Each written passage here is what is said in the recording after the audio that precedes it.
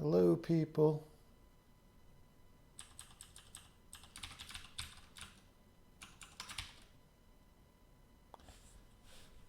Hello, people.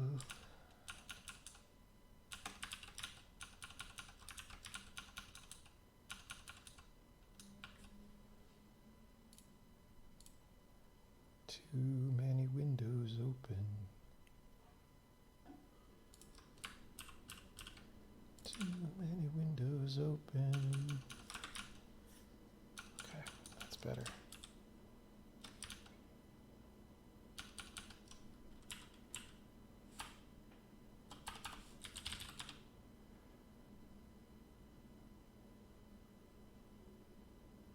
Whoops. Didn't like that.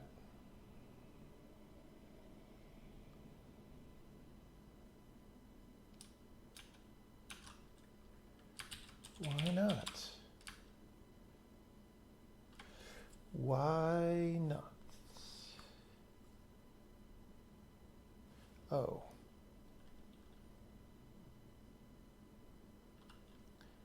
Oh.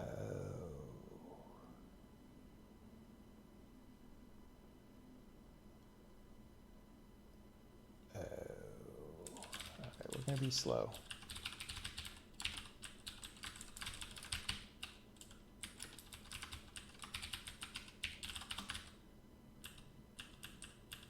Gosh, I wonder if I know that the camera's covered.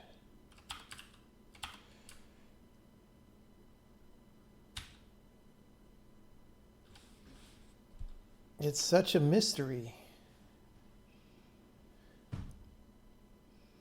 It's such a mystery. All right.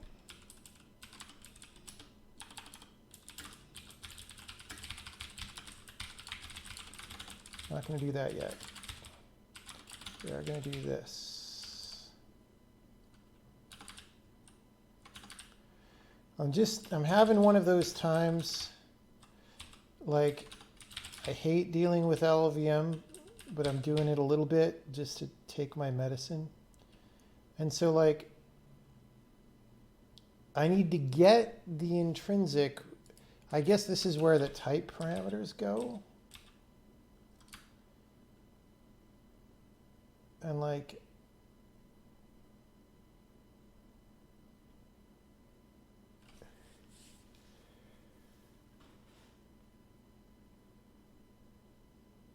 I guess I do.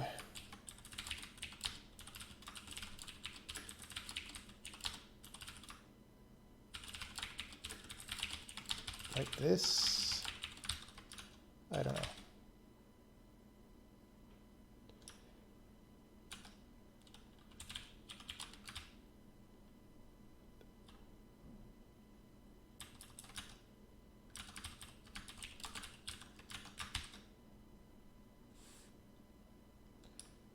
Intrinsic F-shell. Oh yeah. It's just this.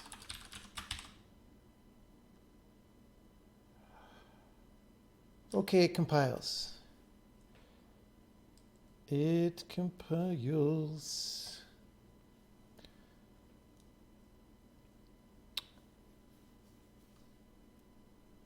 Streams were on hiatus for a bit. They may still be on hiatus for a bit, depending on how things go today.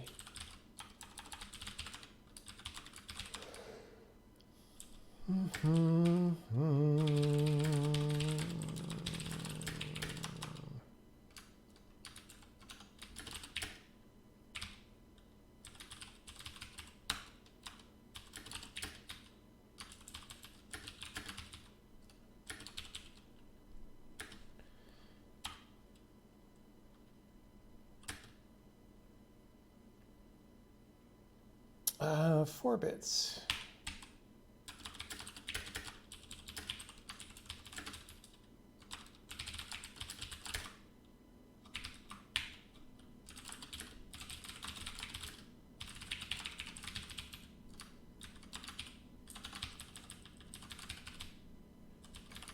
See if that frickin' explodes.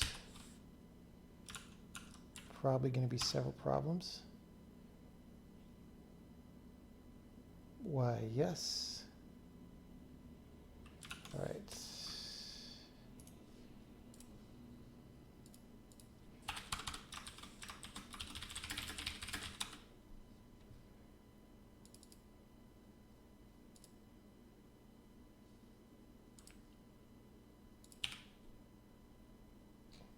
So it thinks it's...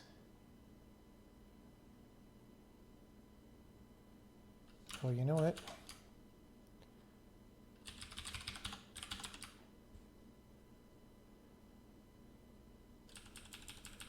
We didn't do this.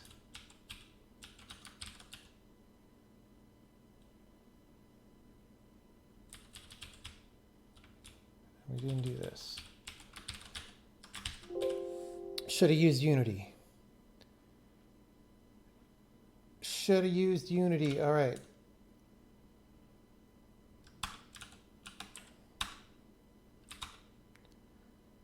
All right. We win. It worked the first time, except for the parsing.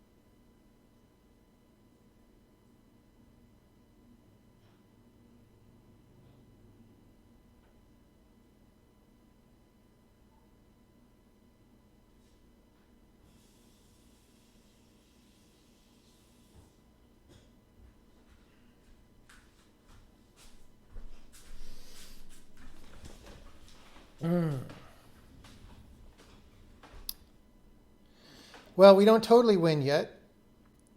This is one piece of the win. There are multiple pieces of the win, though. So let's do this part.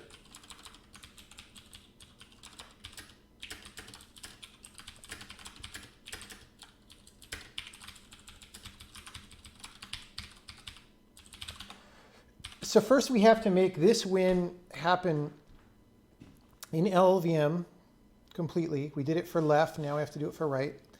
Then we have to make it happen at compile time, execution time, and then we have to make it happen in the x64 backend, and then we have to do constant expression evaluation. And then we win all the way. But we're already winning some of the way.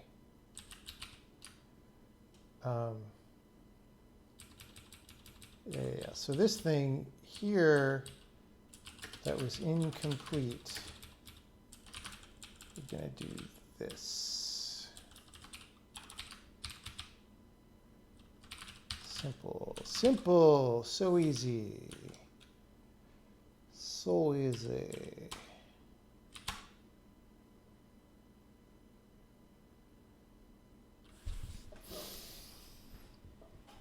Wait. Wait, the last one is wrong. What? Wait, did I paste it wrong? No. Okay, let's find where's the bug. Is it in get bin op from token?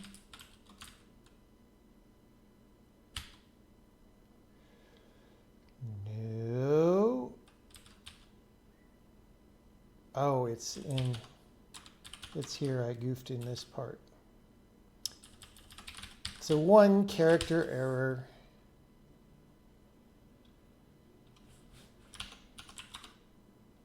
Oops. Compile, go. Thank you. Thank you. Let's print out A.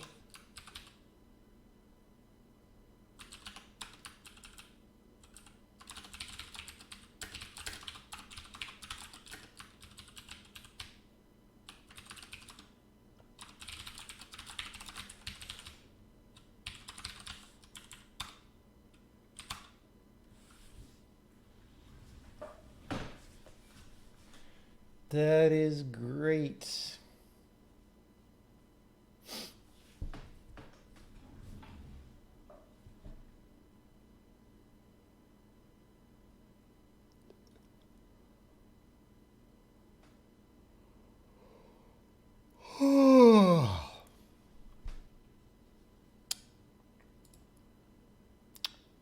Let's get a drink.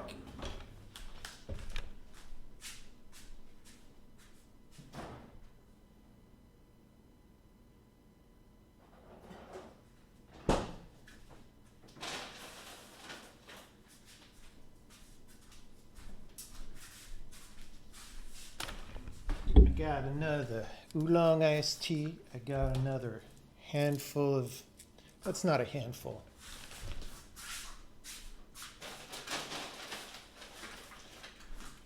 I've got a handful of Reese's Pieces because the peanut butter M&Ms are all gone because they were good.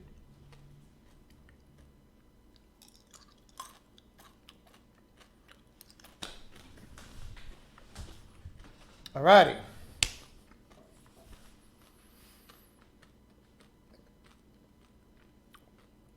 Well, this is fine so far, but if I do this, so we have about 1/4 of the win right now, the full win.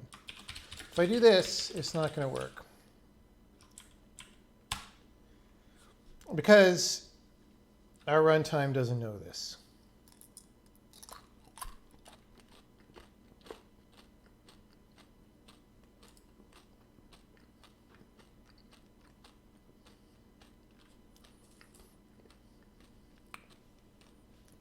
Let's make that work.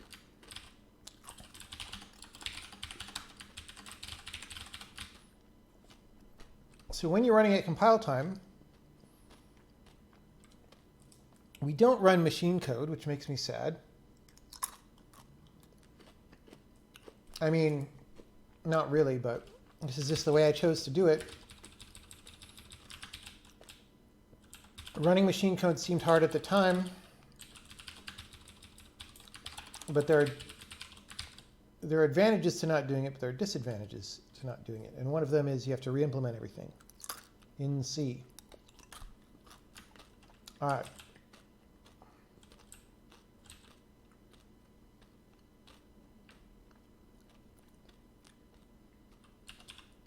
What do I have available from here? I have number flags. Okay.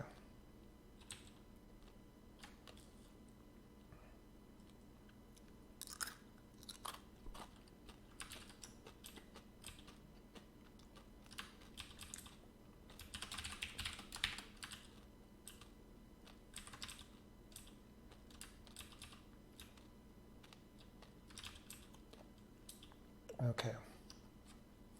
We have number flags. We don't have bits. So I can do this.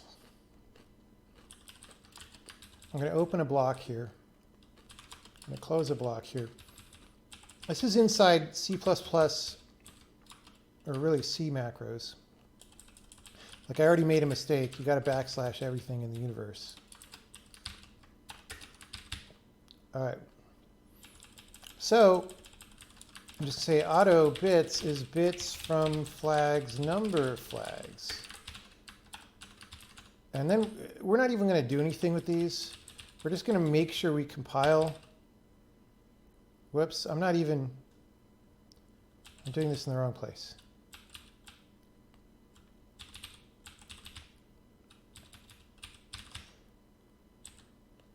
Okay.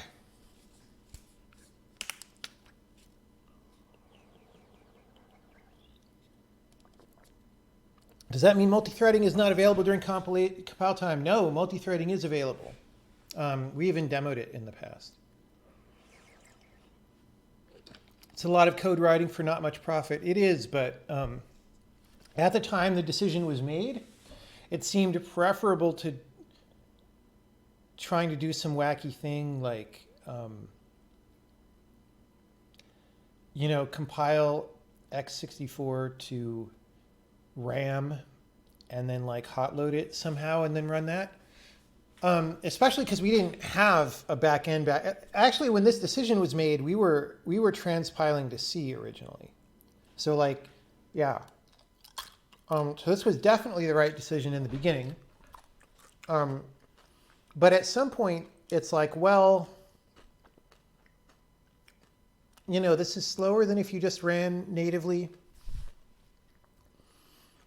So at some point, we should do like a little mini Manhattan project to switch that over. But that day is not today. Okay. Yeah, I just want to know that this still compiles. 'Cause it's no surprise it doesn't. Bits redefinition. Wait, what? It's supposed to be in... Oh, because I put the braces here. Because I'm stupid.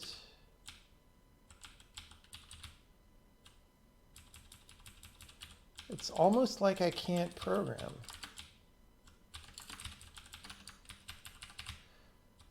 I mean, certainly all the people on Twitter think I'm stupid and can't program because I'm too stupid to use Unity for everything. In Unity, you don't even have to program. Things just appear on the screen. Okay, so we compile.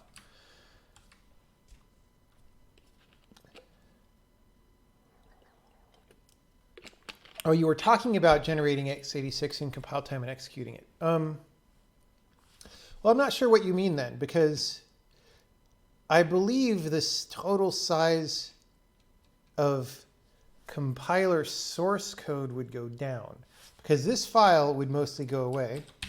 It's 3,000 lines. And so the question is, can we do that? Since we already generate x64, can we just map it and run it in less than 3,000 lines? And the answer is a little bit unknown, because you have to be able to call back out to the compiler, and how do we do that and stuff like that. I haven't even thought about that, right? But it would also run a lot faster at compile time, and that's gold, right? Right now it's not that bad because your metaprogram runs in a separate thread. So the compiler is still compiling the rest of your stuff while your metaprogram goes. But still, your metaprogram, if it saturates one core, which honestly wouldn't be that hard, then it becomes a bottleneck.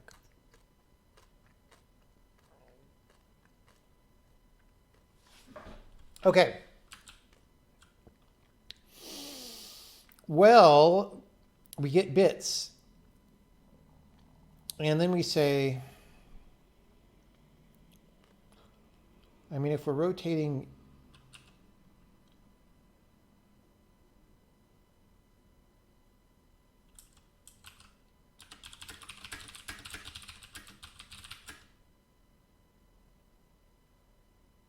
Can I have a comment?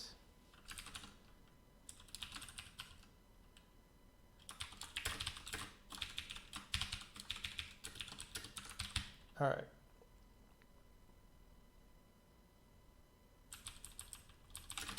They are all fired. Okay.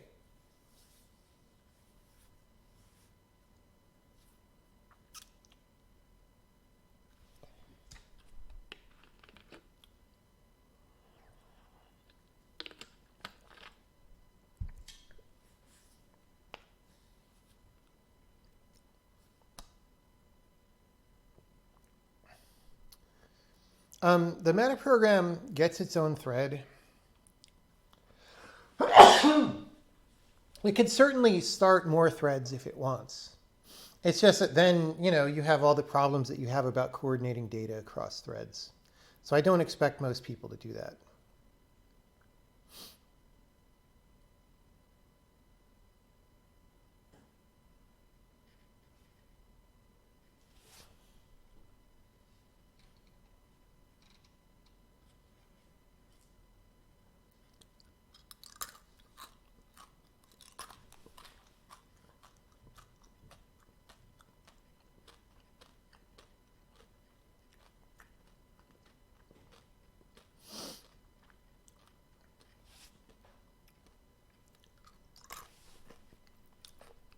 COVID sneeze, I hope not.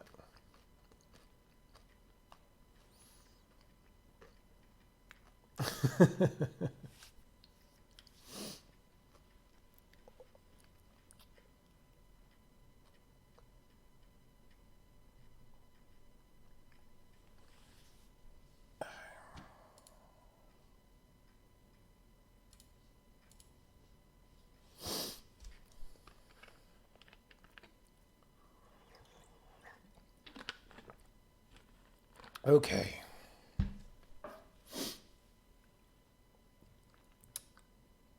So we have all this annoying thing. We want to go.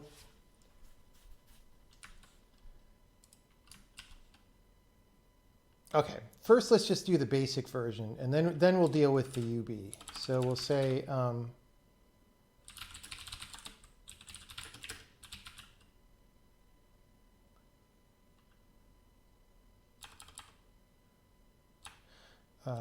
left amount is bits minus B,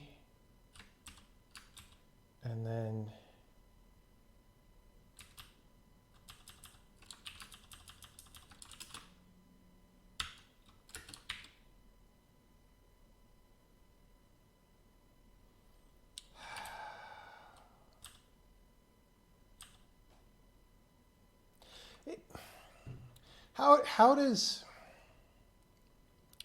how does C++ work? If I cast unsigned here,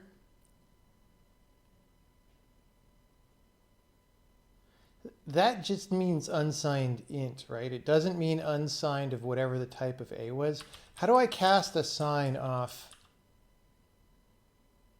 while keeping the same type? Is there a way that I can do that in this language?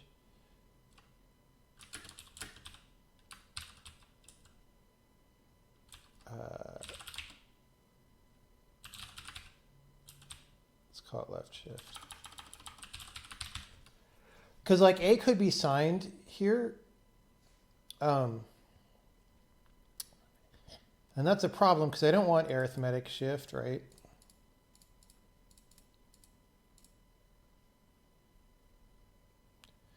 But I can't cast it to unsigned int because I don't know. This could be 8, 16, 24, or 32 bits.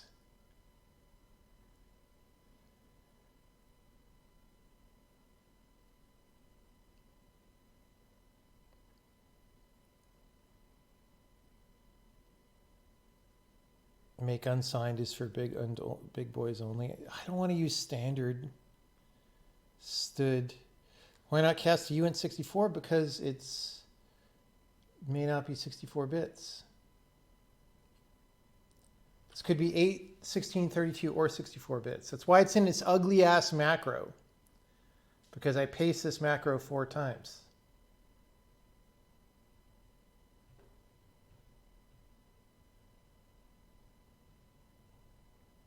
Actually 8 times, I think.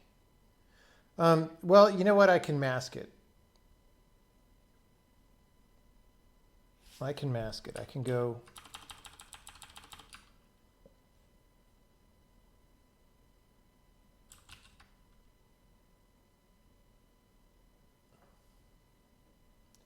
So what would the mask be? It's however many bits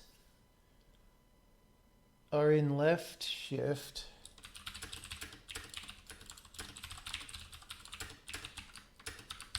Right? So I could do this.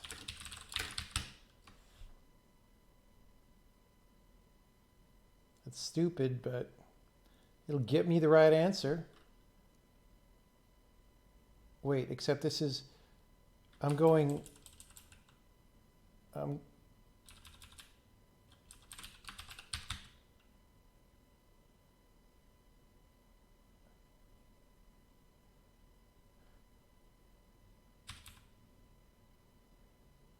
okay.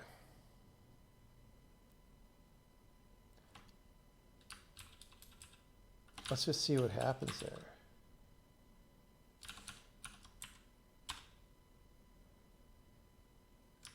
Wait, did I paste it wrong?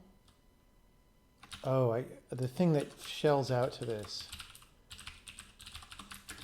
We have to do this. Because it doesn't know how to get there otherwise.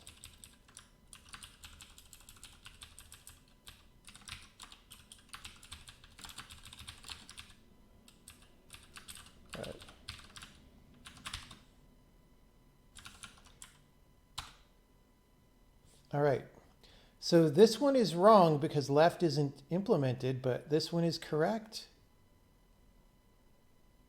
And the mask worked because C has the high bit set and we rotated right, except it's,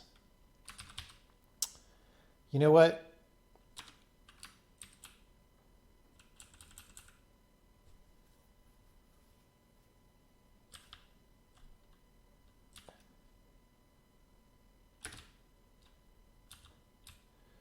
Let's do the same thing with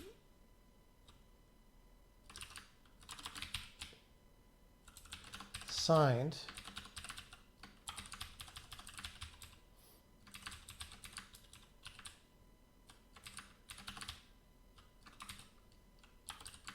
Let's call it S.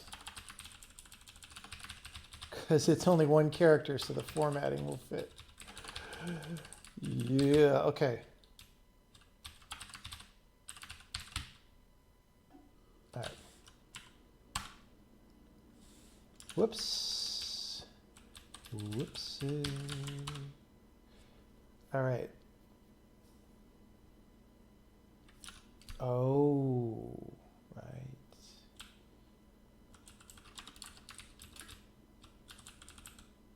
You know what? Forget this.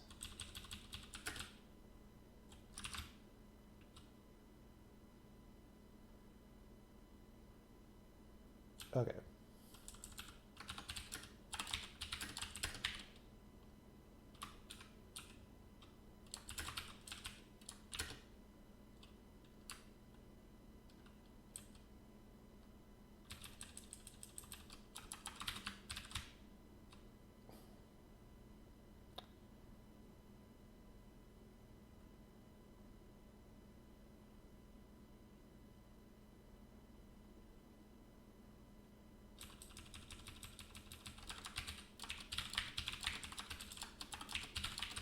Am I even doing this right?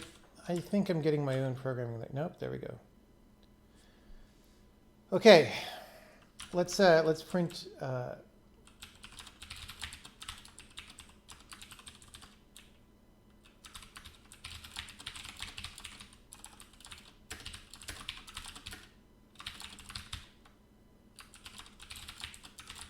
we go.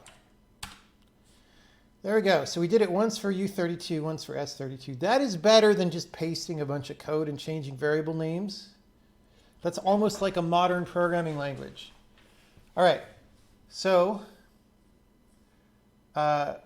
except it's wrong now. Oh, right. Because we didn't implement this for anything, right?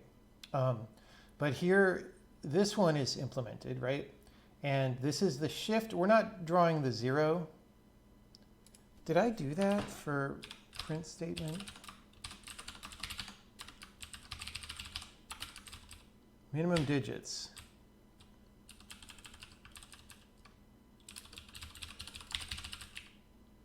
This is going to be verbose. We could make a sub function for this, but yeah. All right. Okay, so now we're putting the 0 there. So it's the same number of digits. So this is left shift, supposedly left rotate, except we don't implement that yet. We just have the left shift code here. But here's right shift and then right rotate, and it's actually there, right?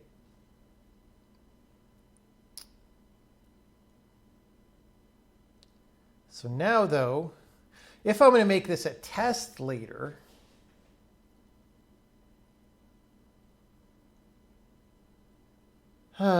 see, if I want to make this a test later, I want to assert what the values should be.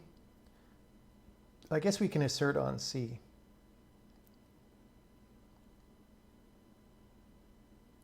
Let's finish implementing. All right. So we have rotate right. So rotate left is going to be similar but different, because this thing is going to be right shift. There's probably some compiler intrinsic that I can just call out to. It's just it's different on each compiler. Blah. Okay. So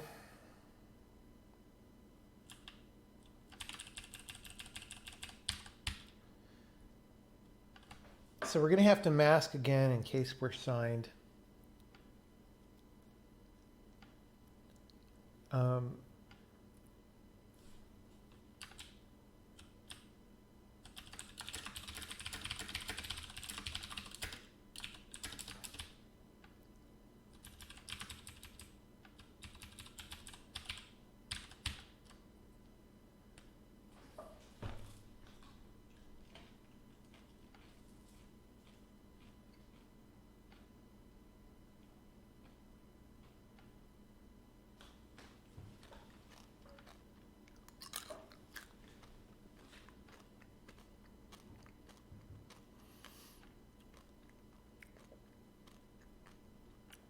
Okay, so we have a mask. And we're going to right shift.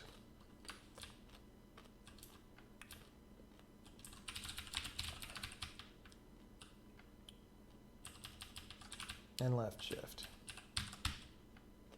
All right.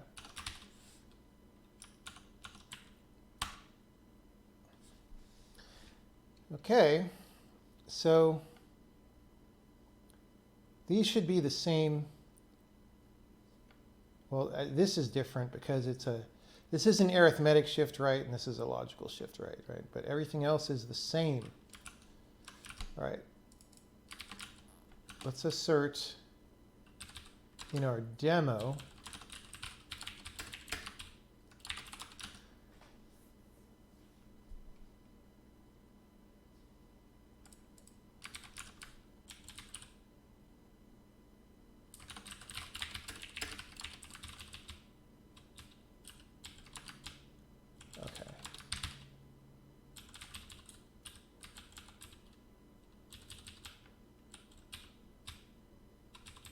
we're not in our demo, in our test. This is going to go into like the test vault. Okay.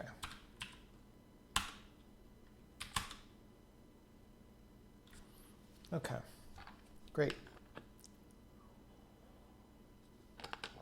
Now,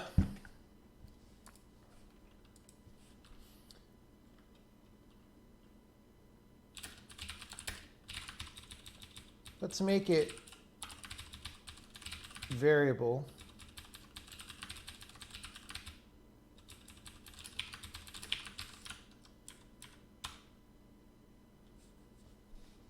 Does the same thing. We're running LVM thing, does the same thing. Okay.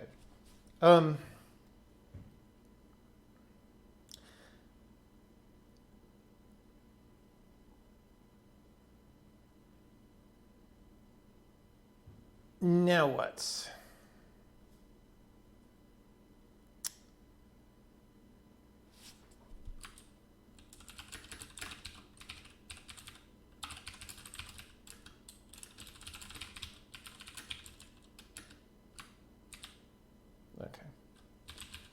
Whatever. These are stupid.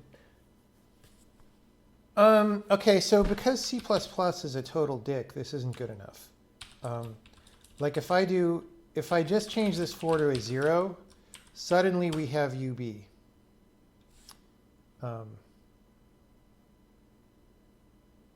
Although I didn't expect that to die, but panic, line 1876.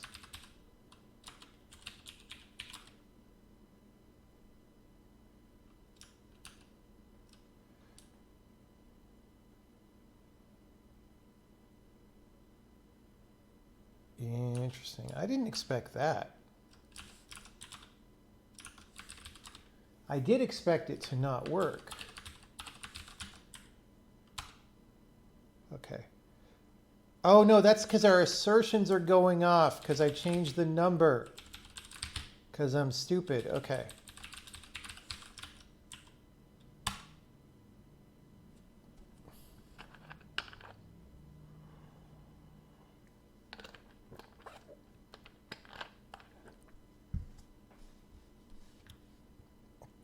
Okay.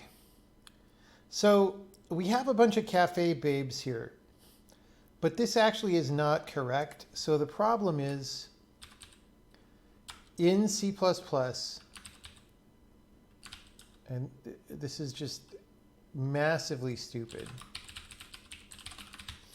I mean, it was fine for C in 1970, but it's officially, so if you pass 0 in here, then B is 0. Bits minus B is the size of the word. Wait, are you able to left shift by the size of the word? Or not? It's UB, size of the word plus 1 is UB.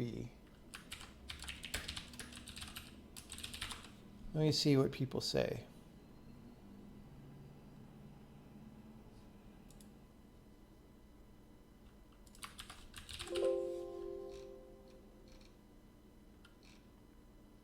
Actually, this is going to be UB no matter what, because you're technically not allowed to shift into the sign bit, which is also stupid.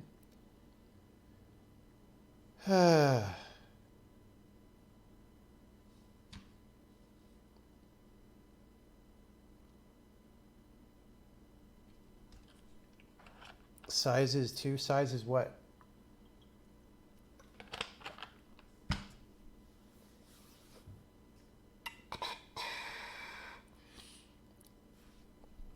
So I believe if you shift left a 32-bit number 32, for example,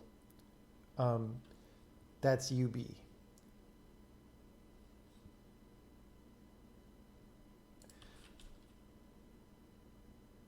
And the problem is, again, here, I would like to make this unsigned. Does C++ have type of yet?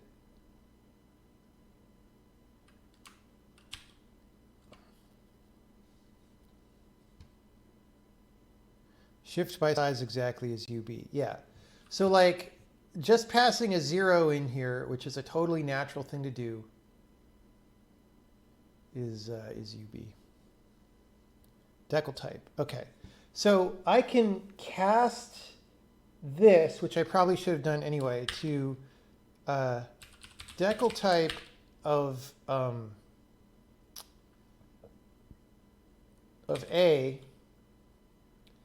Except that's not true, because we want it to be unsigned. Like we want it to be the size of A, but unsigned. Why does this language suck so bad? Why did they spend 20 years adding garbage and you still... All right.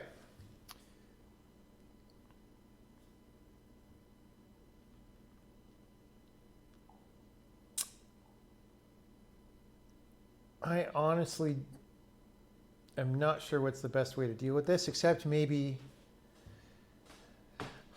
in the thing outside.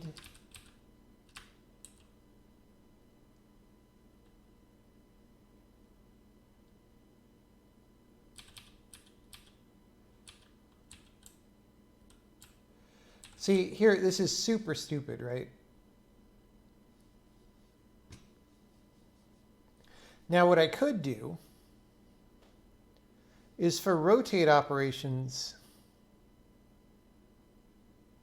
I could like have special extra type parameters that are always unsigned. Oh, it'd be so bad.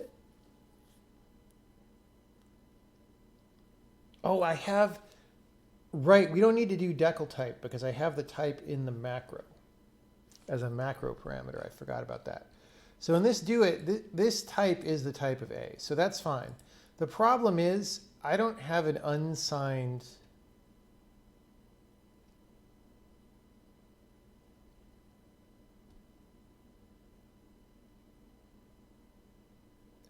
what does rotate even mean in the context of a signed value? It's just going to not matter. It's going to be just a regular rotation. Rotation, the way we are defining it, is the same for signed and unsigned. Okay, here's what we're going to do. You're going to add another frickin' parameter.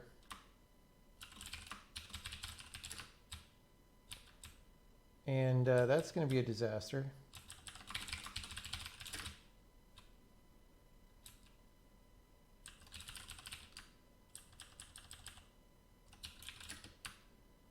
Oh wait, regular do it doesn't need this, okay.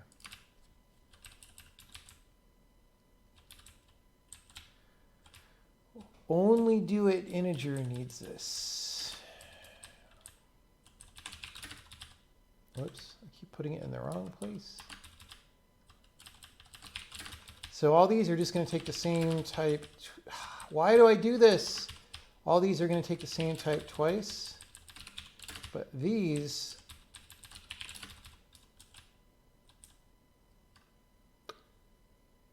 you know, I could concatenate the type.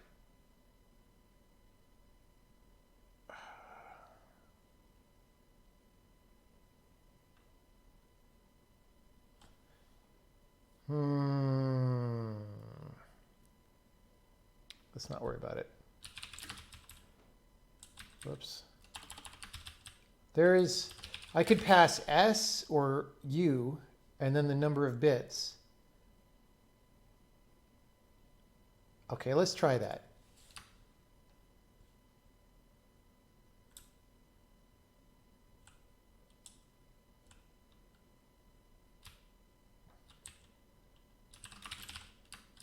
Okay.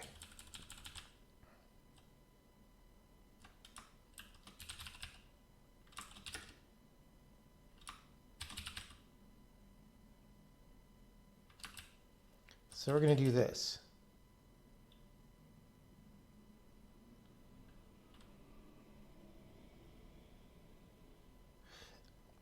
Except the problem is I can't define, forget it, it's going to be too messy. Like, I could define subscript to be this underscore and then type, right?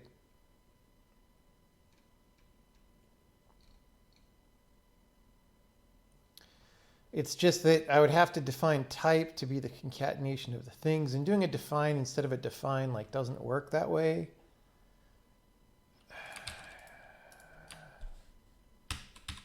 We're just going to do it. Just going to do it this way.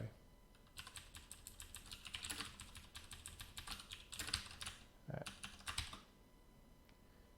Couldn't you do unsigned type, where type is the macro parameter? Can you say unsigned?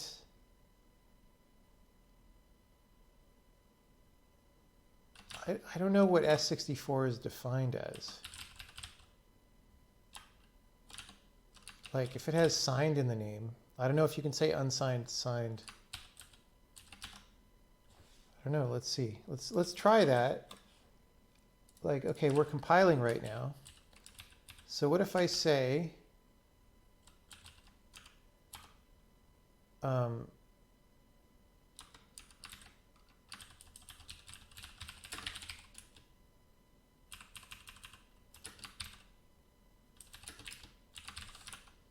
if I do that.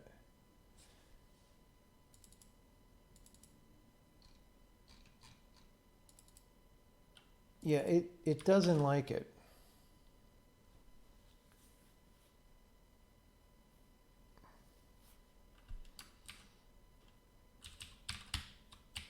So we're just doing it this way. Okay. So now that we have this type unsigned, what did I even want that for? I wanted it for down here. Oh, to do this.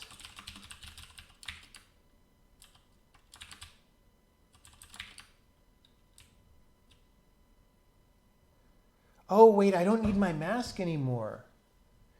I no longer have to wear my mask for the coronavirus. I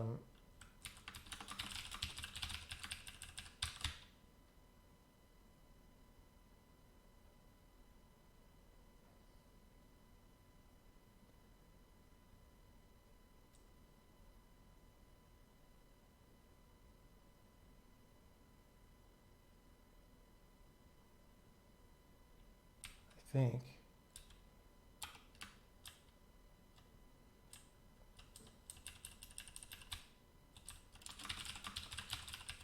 We'll clean up the parentheses in a minute. See if that works. So I just edited rotate right. I guess our rotates rights. Oh wait, we're at 0 bits. Let's come back off 0 bits. Okay. Shift left, rotate left. Shift right, rotate right. So our rotate right still works. Like this is critically, this is the part that would have broken.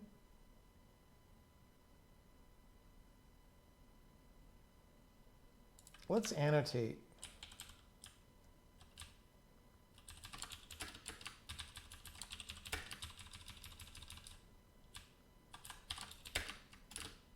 Just so we don't have to think this hard. We're saying which one is which. Okay. So we rotated right and we didn't fill all the bits, which is great. So we don't need this.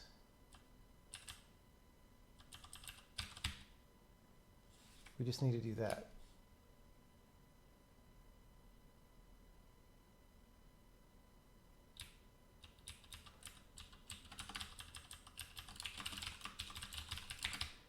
Watch this be UB for some reason as well.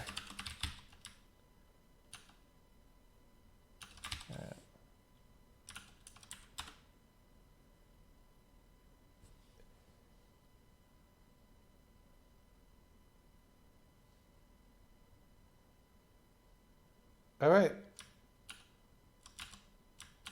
Cool.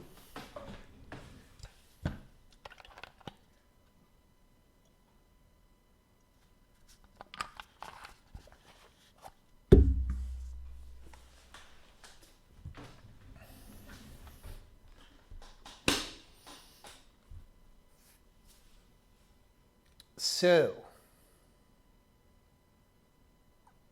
now we have to deal with the 0 thing. Let's duplicate our thing here.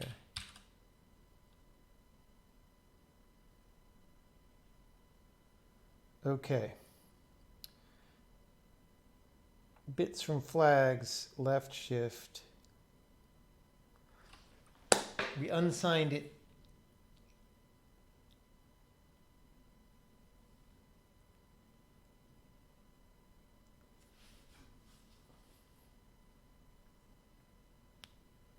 So if bits, or if B is 0,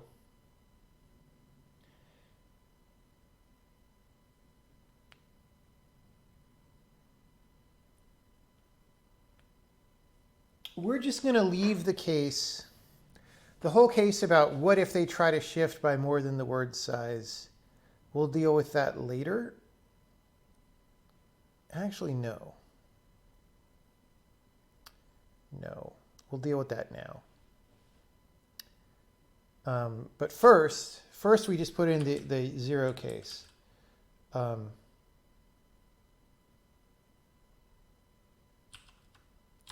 if b is 0, we have to do something. Otherwise, we have to do this. Let's even out our, whoops. Emacs, you're so bad sometimes. Okay, if b is 0, we're just going to say, yeah, we leave the number unchanged. R equals A. All right? And we have to do this here as well.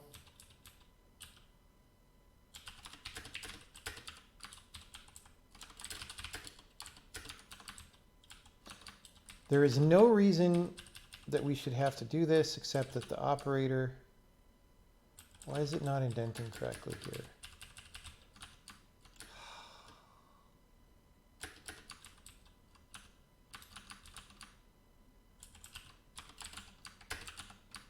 Oh my God.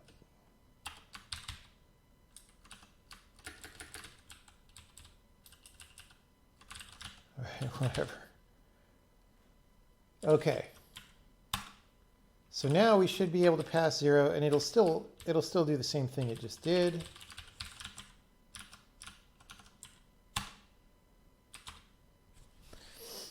I mean, it happened to work before, but it was so-called undefined behavior. So our program, by the definition of C++, our program was allowed to launch the nukes and destroy China in retaliation for the Wuhan coronavirus outbreak. It says that in the Clang user manual. We have prevented that. We have saved civilization from preventing our compiler from launching the nukes in this one case. There's still like 37,000 other times in this program that could happen because it's in C++.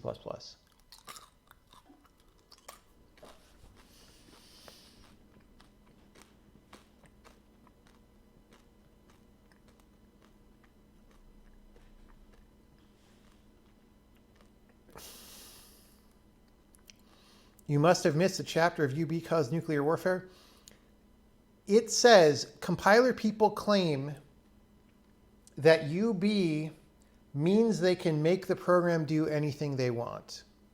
That is what they say that it means.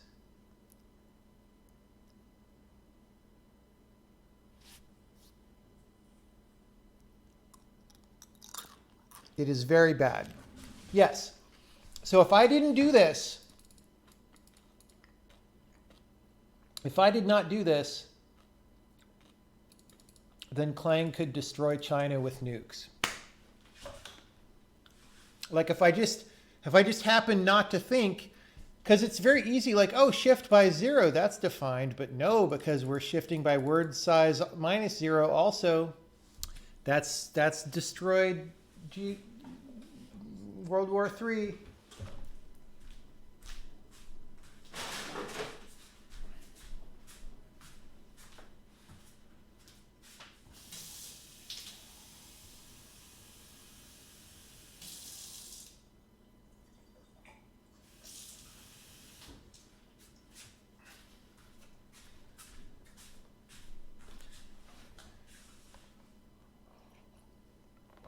Oh, did I make a mistake in the stomps?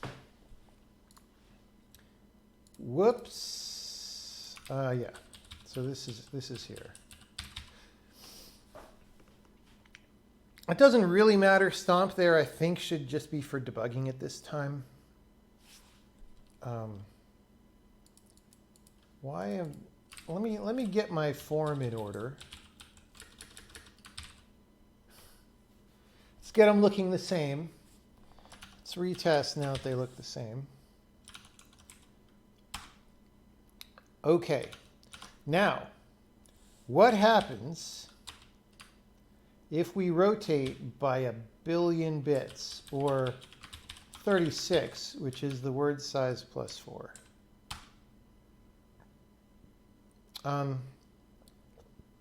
That actually worked. However, it is also UB for this implementation.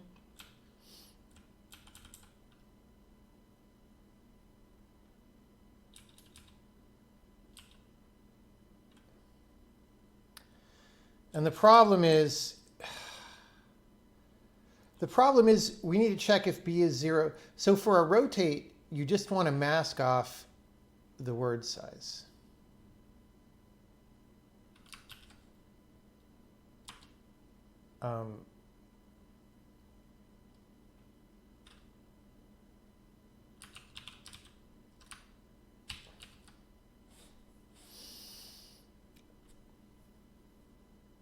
Oh God, there's so many problems. I just realized this is really bad. I'm not going to fix this tonight, but this is really bad. So I'm just sort of editing, and I put this in this function that was for binary math operations.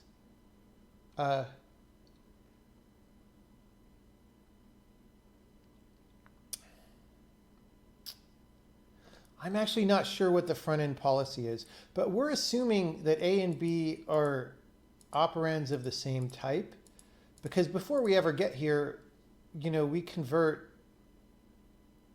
operands. You know, if you're going to do like a bitwise AND or something, you want your operands to be the same type, right? Or your arguments, right? Bitwise OR. So we take care of casting them up to the same type and stuff before we get here. But for a rotate, you don't really want the thing on the right to have to be the size of the thing on the left, especially if the thing on the left is 8 bits, and for some reason your thing on the right is like a large number. So this is bad because we're sort of downcasting it to 8 bits.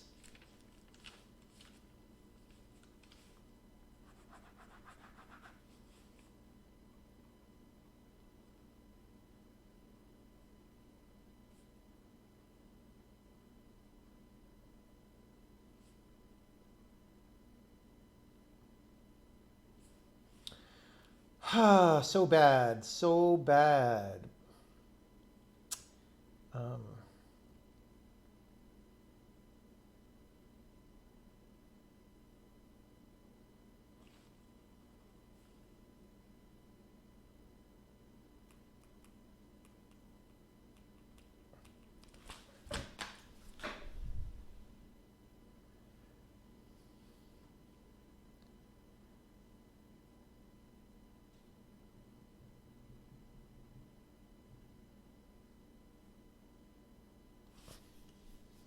It's a little bit off topic, but I could use a short break.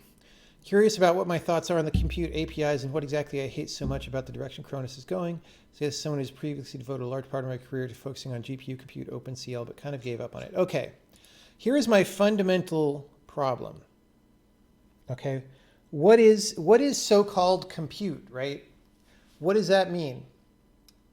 It means we're just using a parallel processor to run code faster. In principle, right? In practice, there may be implementation details that come along with that, but we should be trying to minimize those implementation details and minimize the loss of capability that we incur by trying to run code faster.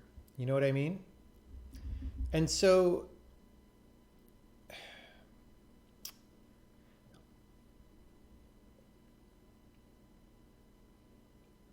I mean, there's so many ways I can go with this, right? But the specific complaint that I had that I was tweeting about, or one of the many specific complaints, is like, look, or I guess we got off into this, you know, later on, but it was like, okay, so Vulkan has compute shaders and isn't supposed to use OpenCL because it would use compute, but then OpenCL is what you use for non-rendering because a thing that's not really doing real-time rendering isn't going to use Vulkan or something that's using a different API.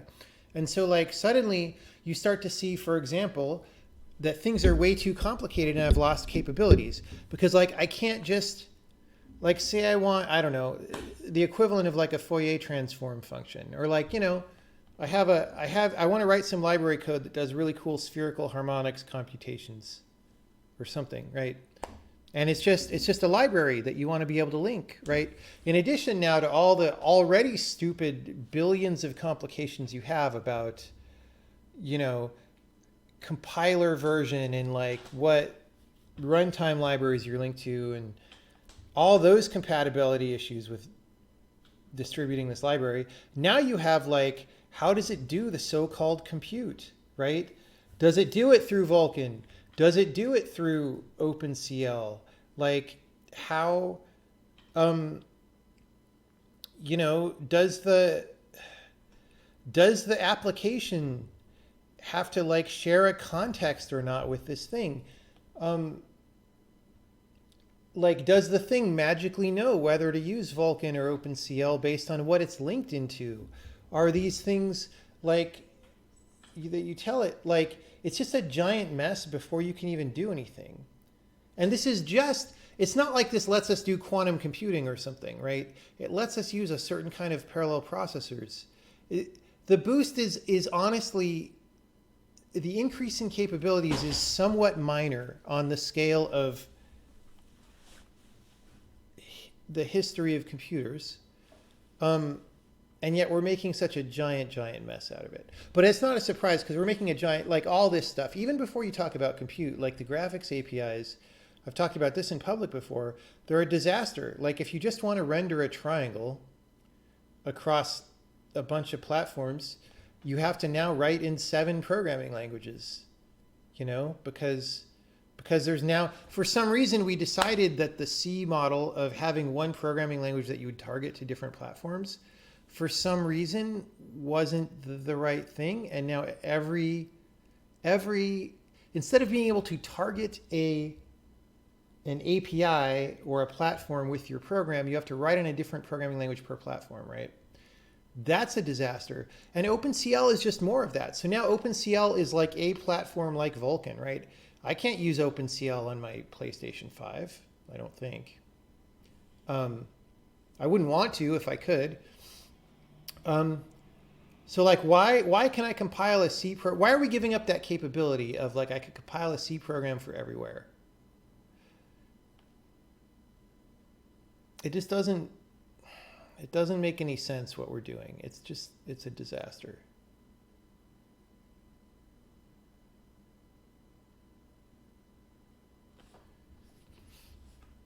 Now, I know, for example, that that's what OpenCL is trying to be. It's trying to be the thing that you run everywhere, but it already isn't that, right? Because Vulkan doesn't use it, OpenGL doesn't use it. So like what's going on? Like already within Khronos, you have 3 different ways of doing the same thing.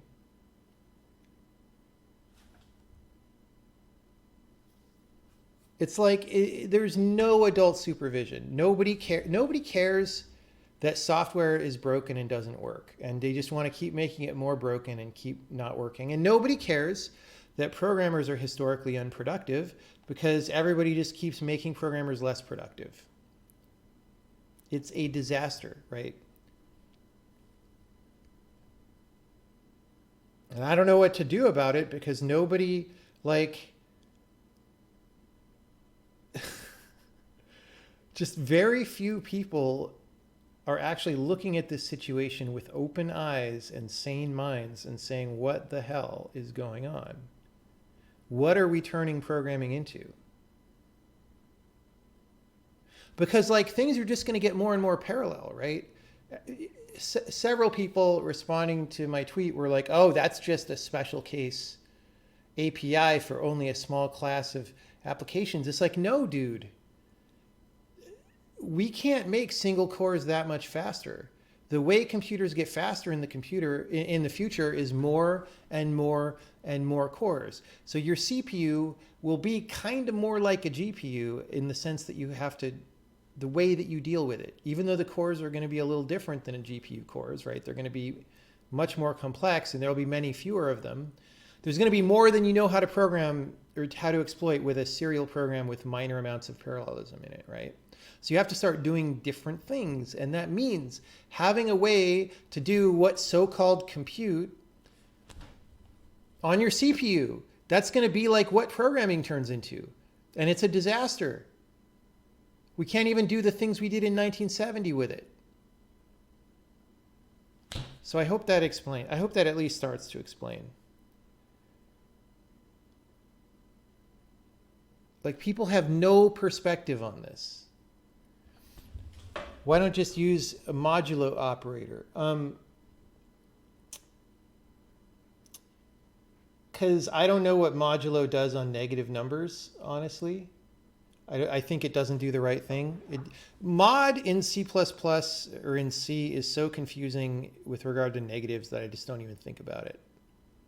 I just don't trust it. I don't use it. I probably should think about it, but yeah.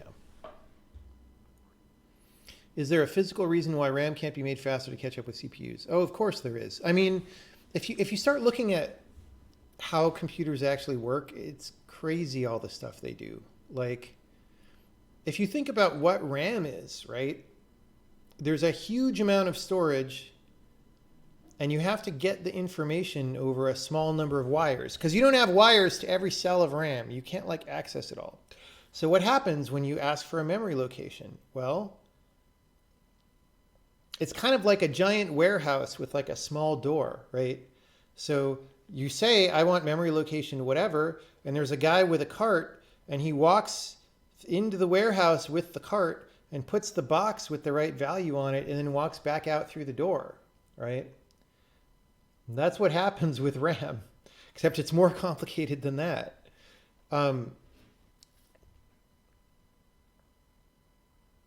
It's like, if you think about internals of computers as magical, you won't understand why things are as slow as they are, or take as much time as they. I mean, they're actually incredibly fast, right? But they're not instant. And so when you start thinking like, how would this actually happen?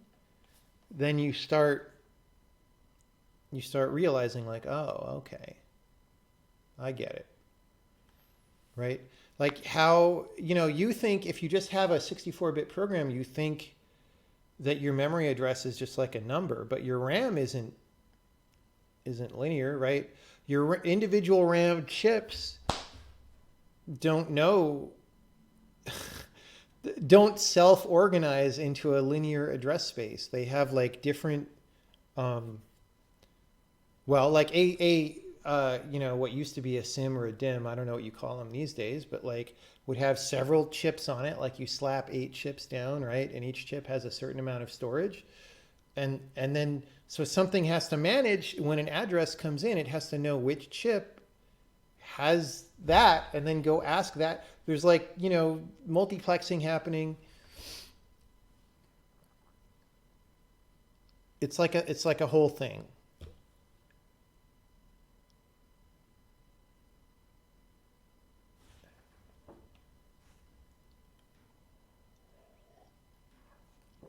You thought it was slow because of light speed. I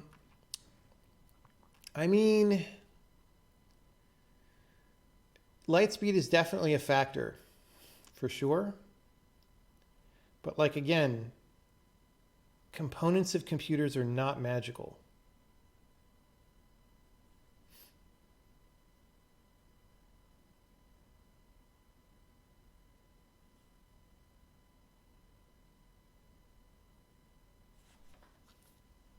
Components on computers are not magical.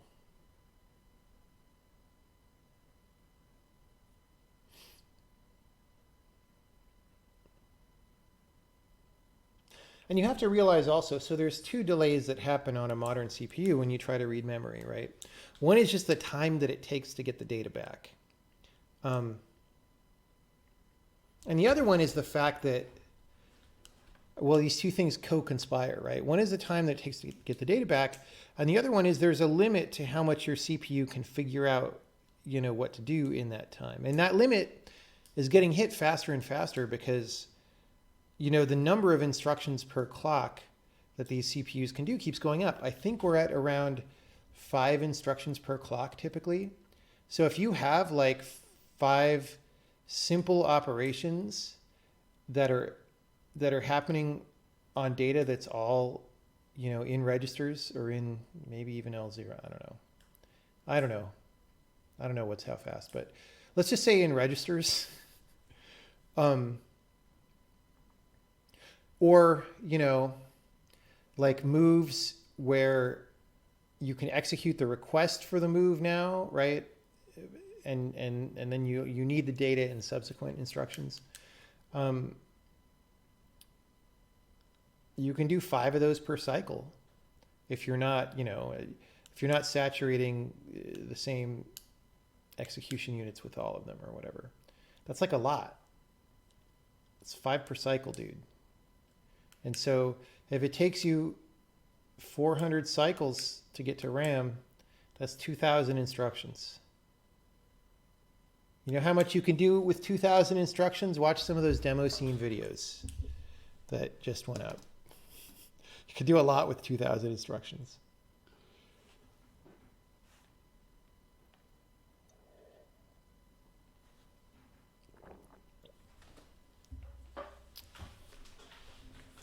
Can do a lot with 2,000 instructions. Unless you're in JavaScript, then you can't do anything with 2,000 instructions.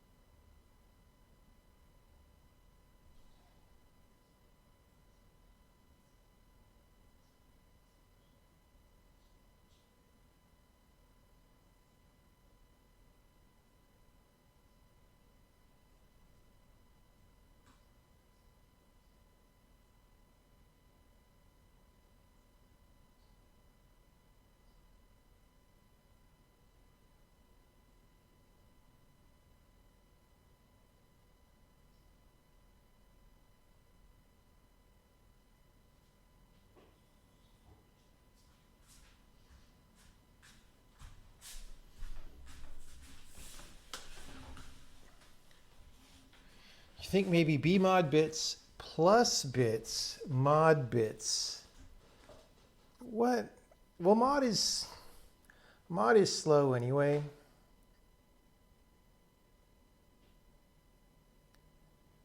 You don't really want to use mod if you could help it. It's slow.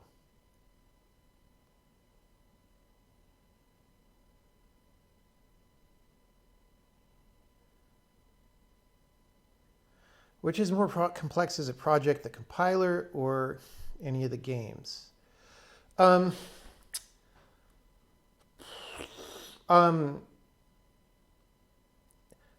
Witness as an entire project all put together is more complicated than the compiler and certainly was more work. However, the compiler has a higher, I think, a higher complexity density than any of the games in the sense of like, well, it used to. I don't know if it does now. Like for the past year, I've been mostly trying to simplify the compiler and make it more robust. And so the complexity has been going down. But there was certainly a time a year ago when it was kind of like neutronium of complexity. Like I was scared of the compiler at that time, and now I'm not. So it depends on what you're measuring.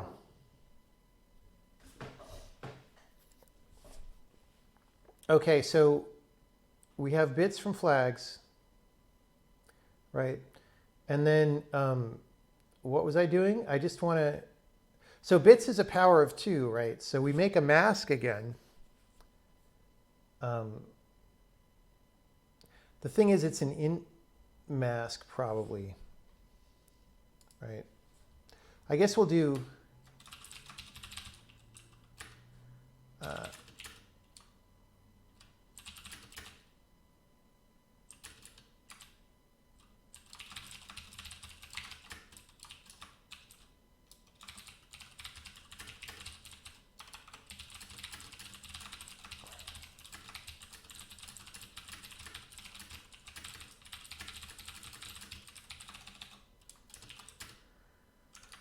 okay. You know what I should do? It would take a little bit of work, but I should have like a time bomb. I should be able to put time bombs in here where like if I don't fix this by a year from now, the program just stops compiling.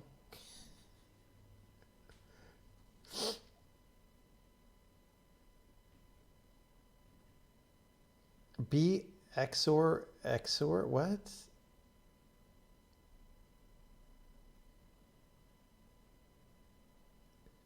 What does XOR mean?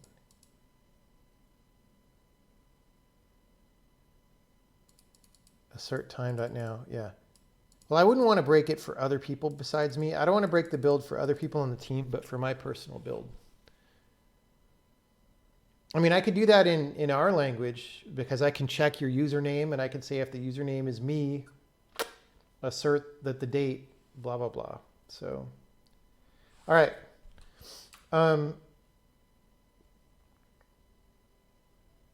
What am I doing? I have a mask. And I'm going to say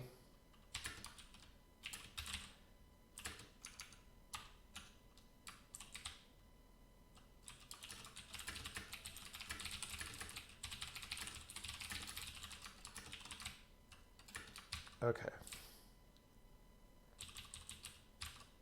Right? Something like that. So the reason for people who are not well versed in 2's complement numbers, this is something that you get used to knowing if you do it a lot. So computers run in base 2, right? And so 2 to any power, which these are 8, 16, 32, and 64 are all powers of 2, right? And so in base 2, 2 to a power is a 1 followed by some number of zeros, right? Just like in base 10, 10 to any power is of 1 followed by a number of zeros, all right? And, okay, so in base 10, if you have a number with 1 followed by some zeros, like 1,000, right? And you subtract 1 from that, what do you get? You get 999, right? 10,000, what do you get? 9999. 100,000, what do you get? 99999, right? You get like all nines for 1 less digit than where the 1 was because you're borrowing from it, right? This is the same thing, but in base 2. So we have a 1 followed by a bunch of zeros, and then we subtract 1 from that. What do we get? We get a 0 where the 1 was, and then 1's everything below that. And that's our mask of the bits that we are going to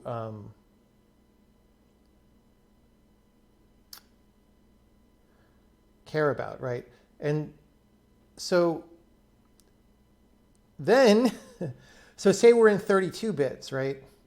Then anding by 31 is the same as like modding by 32 in an unsigned way. So we're just wrapping around this 32 integer space, right? Does that make sense to everybody? Did I break everything? It looks like I didn't.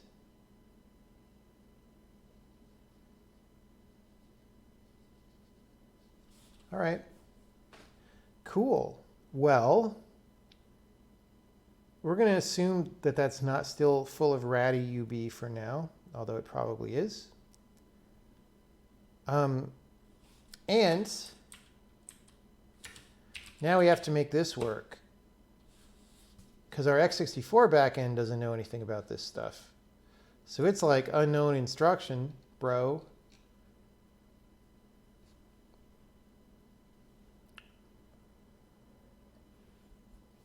I'm glad the explanation helped.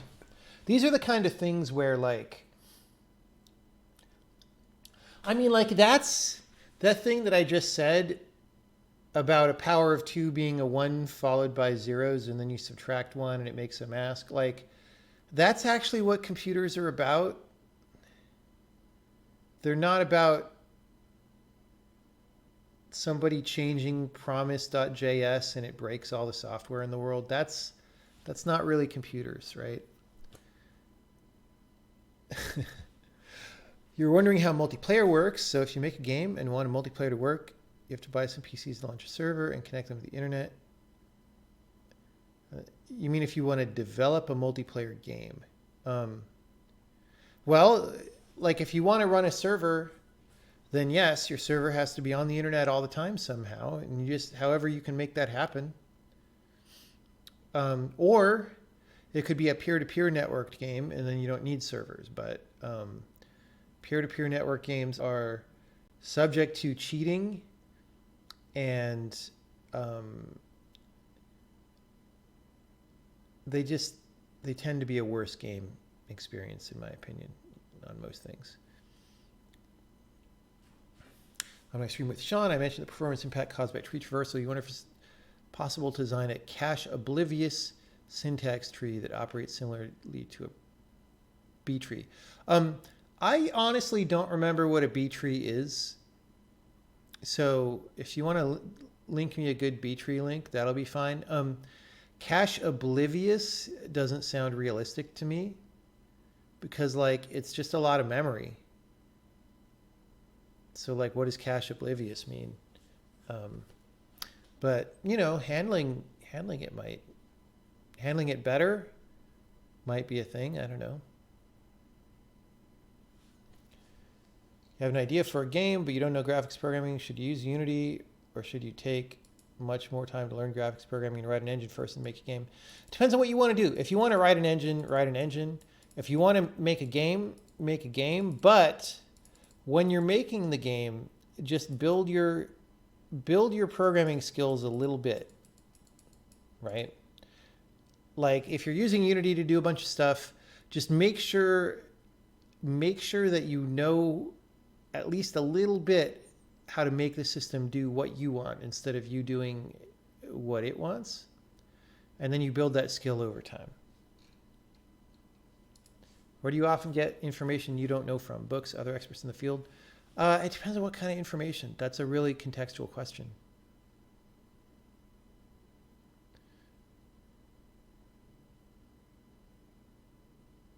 Which one is spammer / troll? The Unity person? It could be a real question. What happens if you do I8-1 left shift I8 minus or left rotate I8 minus 1? Well,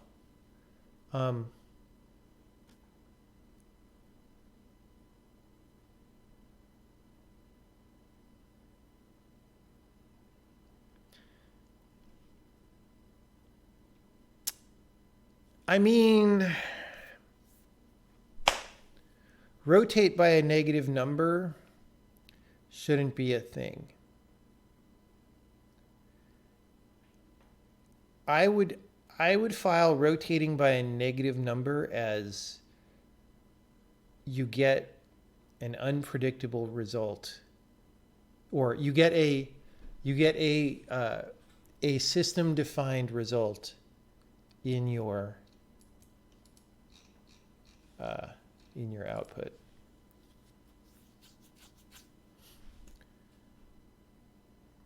Yeah, people have Stockholm syndrome about graphics rendering. It is nuts what you have to do to draw stuff on the screen today.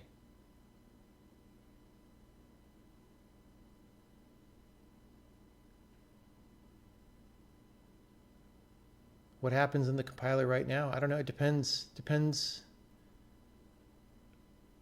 Who knows? I mean, for the keep in mind, there's 3 implementations just for right now, even, right? So on this one, we're doing an unsigned mask. So -1 would get treated as a rotate by 255 bits, probably. And then the 255 would go mod 32, so it would be 31, right? Which is the same as a rotate by -1. So I think you would get the right answer. Now my question is, are you accidentally getting the right answer, or is that like math? And I'm too tired to think about that.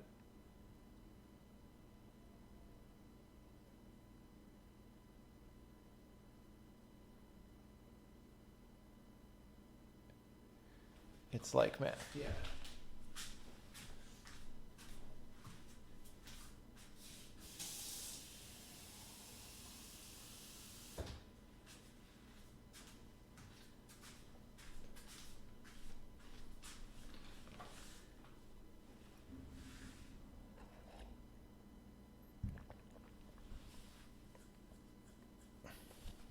You're wondering if someone with a skill set and knowledge of mine can be working in any game dev org I want. No, I mean, I'm sure there are companies that wouldn't hire me.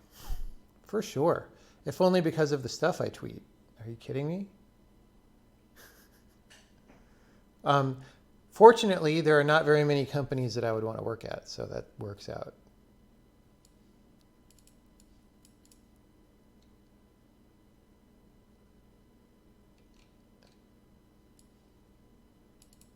Wouldn't it be possible, again, to write to the GPU directly like in the IBM VGA standard? No, not really.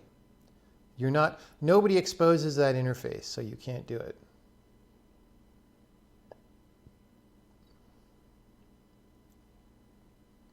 I mean, you can build something on top of the APIs they give you that does that, but that is, a very complicated thing built on top of those APIs. And so that's all there.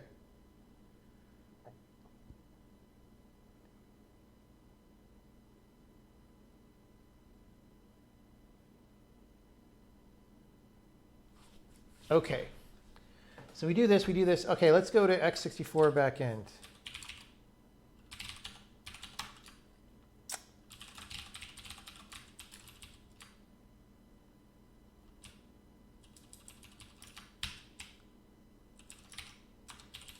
All right, whoops. You know what, let's make these separate.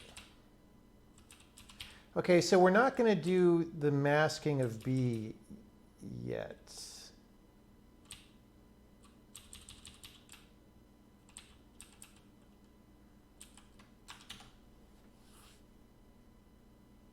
Okay.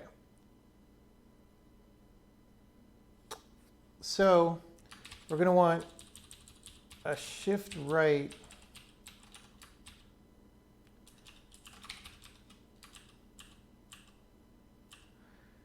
I guess I use RDX. At some point soon, I want to start doing register allocation in this backend.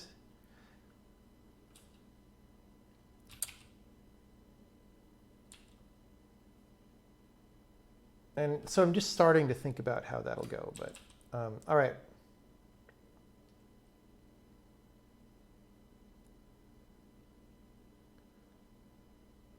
Wait, does SHR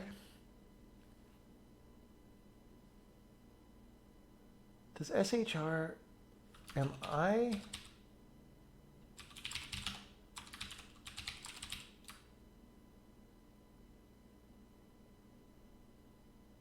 I guess it modifies the register, right? How does this work?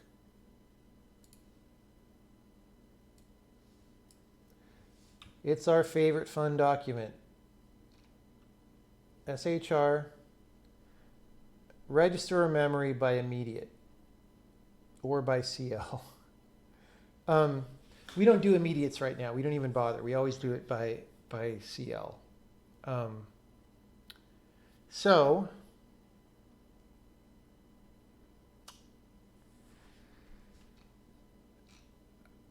and again, that's because this backend isn't trying to be fast. Like a constant shift, I believe, is a lot faster than a variable shift most of the time.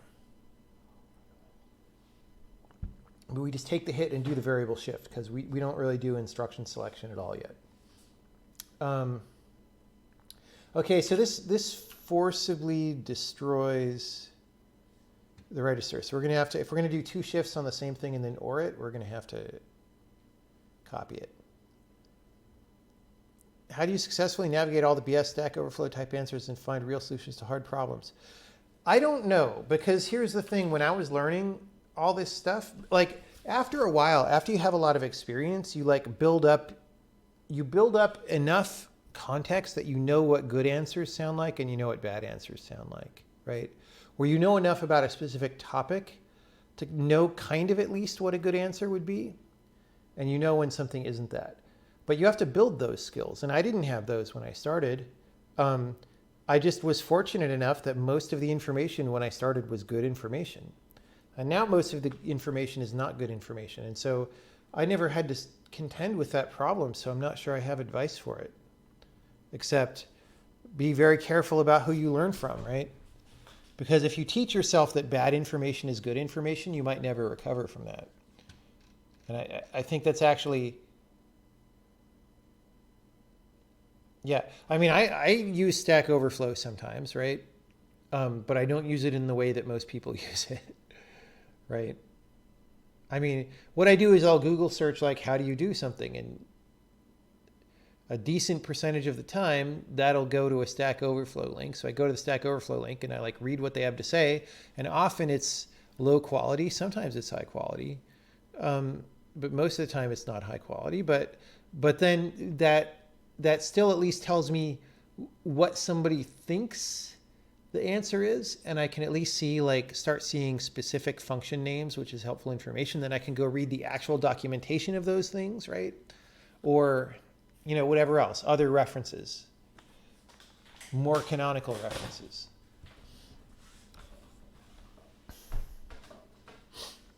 Okay.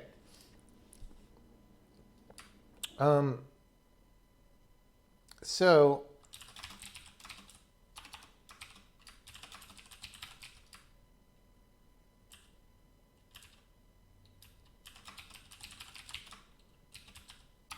how do I copy a red? I know I have one.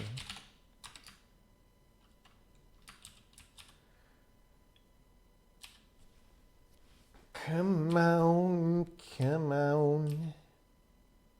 I could just load it twice.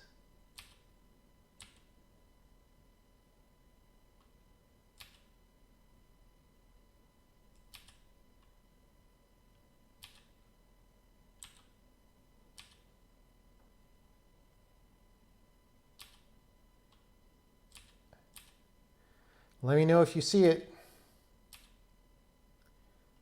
How long is this? 800. All right, well. Rip. I know I have a way to copy a register. Oh, I have there's an instruction. Here we go. Oh, I don't use it because, all right. I literally don't know how to do a move.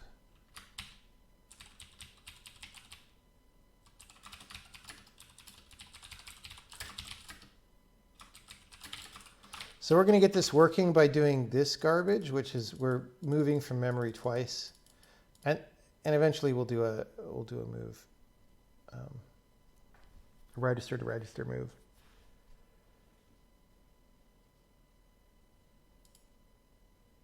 Okay, so we're going to do this in each case. So RAX and RDX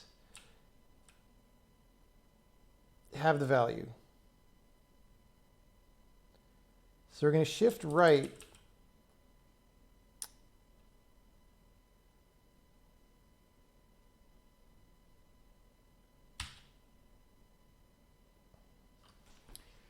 Okay, the problem is I'm going to need so many registers unless I do something good.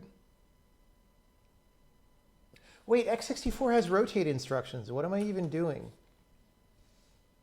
What am I even doing? Bro, it's almost like I don't know how to program. Oh, this is a bad thing. Where's the site that I like to go to?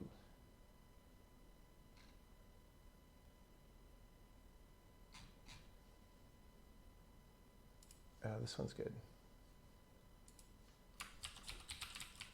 Rotate. RCL, RCR. See, the reason, this is how my brain doesn't work sometimes. The whole reason you want these instructions in your language is because they are on the CPU, and it's convenient for people to want to use them at a high level, but also you don't end up doing this thing where you decompose them into shifts and ors and then hope that you re-optimize them back, right?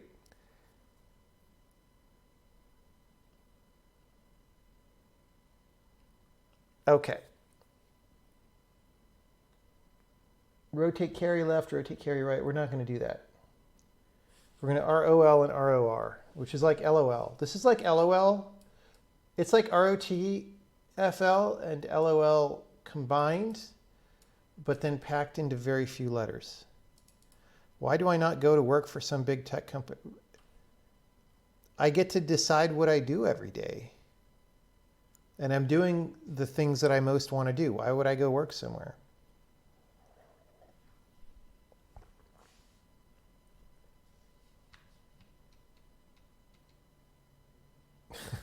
Like, this is my ideal. I am doing my best thing.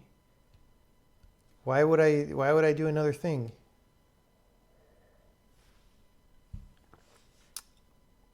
Why are all assembly language instructions like 3 letters? It's tradition. I mean, they get a lot longer now. The old school instructions are 3 letters. The new ones, like, look at some of the AVX 512 instructions. Let's take a look at the names of some of these. Is this a list?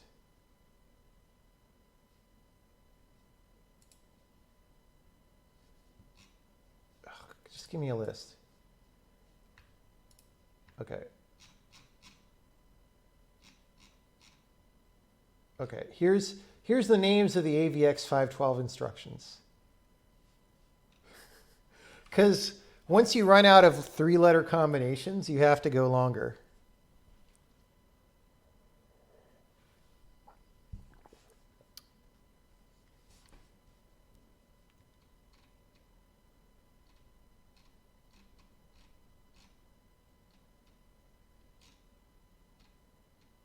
Like, you get carpal tunnel syndrome just typing these. VFMed 231PS. All right.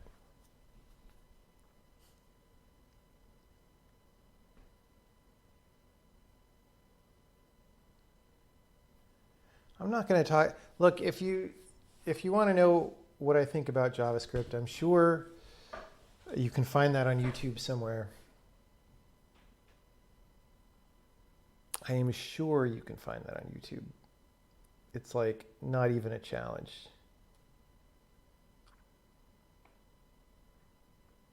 Okay, so we want to ROTF LOL by CL.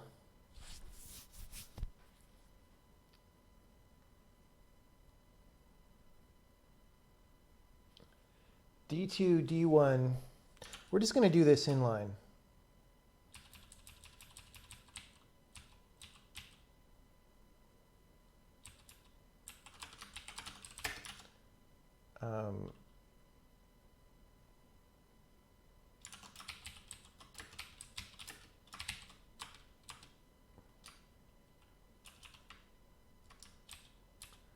What do I have available here?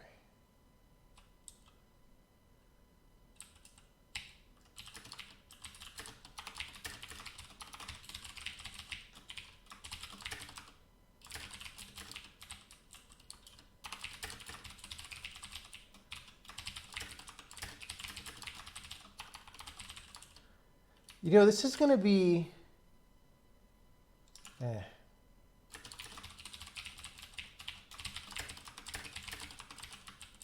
Okay.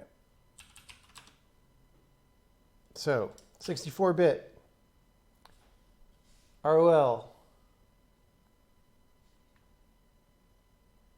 RM64 by CL. I mean, there's multiple, oh no, that's ROR. So RexW plus D3/0. And this is one of those things where, like, I don't remember what /0 means. It's like a mod RM with, this is, yeah, we're not even gonna worry about that yet. So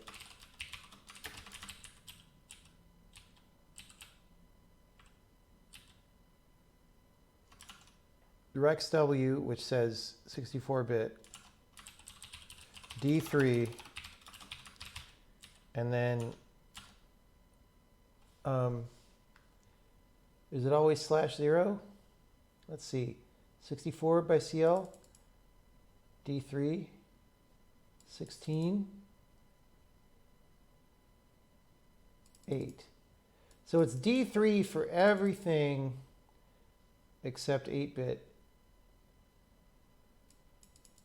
Then it's D2, but it's always /0. D3, D3, D3, D2. And then I'm sure this all can be compressed because a lot of these instructions follow the same pattern. So like this was the original instruction. And then they were like, oh, well, let's set this bit if it's 16 bits. And then like, okay, well, so actually it's, if it's 32, we need to do the special 16-bit thing.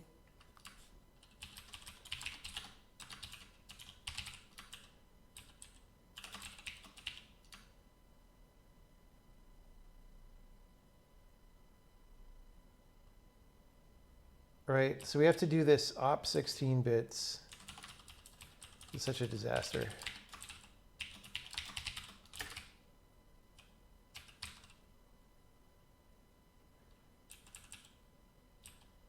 I think for 32-bit, we don't need the 16-bit prefix. What do I do? At my company, I do a lot of things.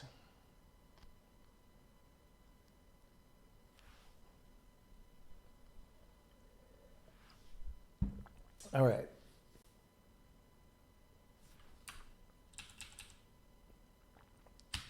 RexW, op 16-bit, D3, D2. And now,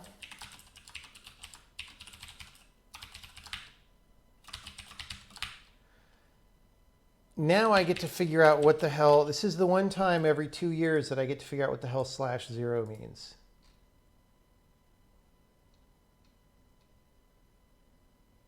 This is like, you know, some notation used in the reference manual about what the mod RM byte is. And so that's 0, I think it's, like there's a lot of /3s.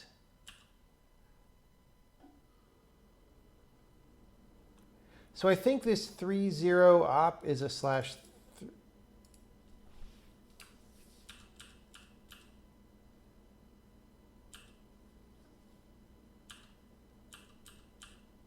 I don't actually know.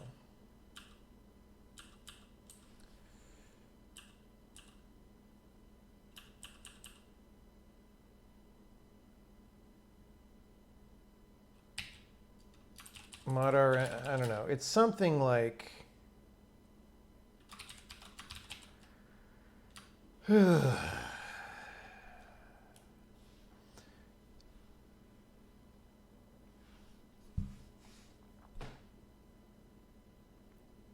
if you want to understand why I say JavaScript is slow, then write some software in JavaScript and time it.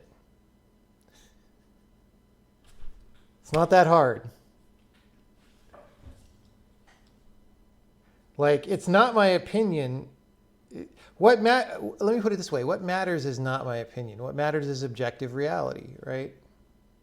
So in objective reality, what actually happens when you write software in JavaScript, that's what matters. You don't have to care what I say. It doesn't matter what I say.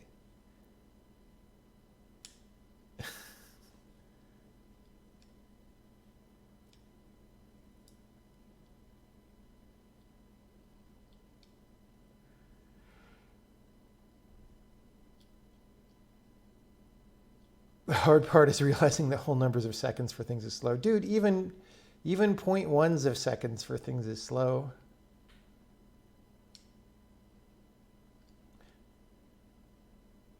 Look, you're just trolling at this point. Look, I'm not gonna... Stop trolling, please.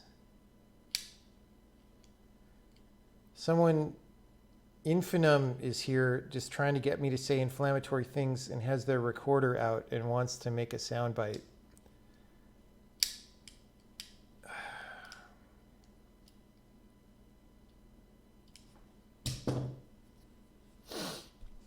All right.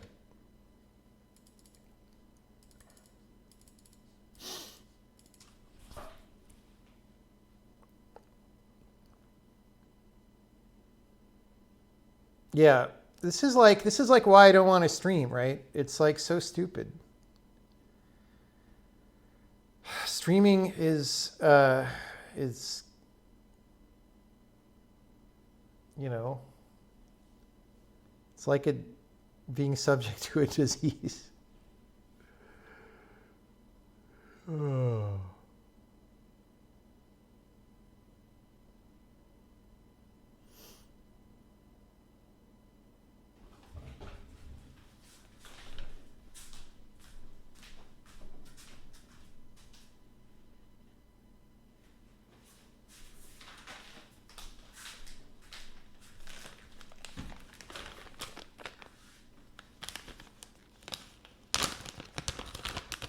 You know what? I'm very close to just banning in this case. It's just I'm not 100% sure that it's a troll.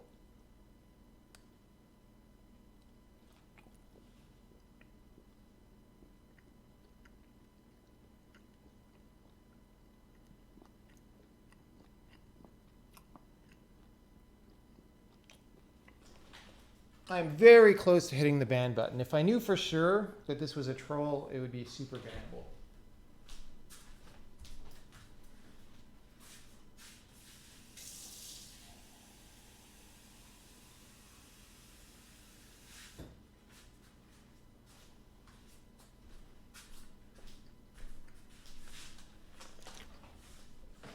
All right.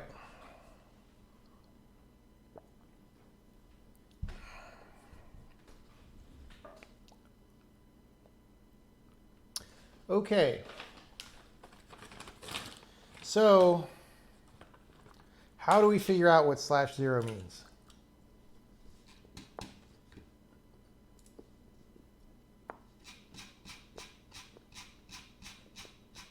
There's a cryptic thing .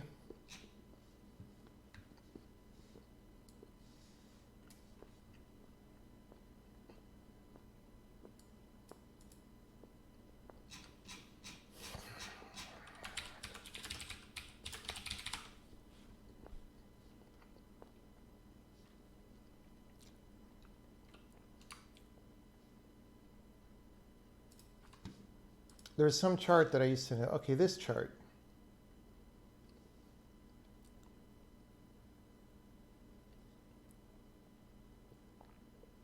Wait, this isn't the chart that I'm used to.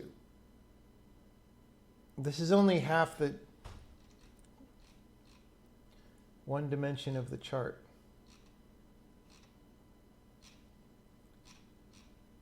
Okay, okay. Here we go. This is what I'm looking for.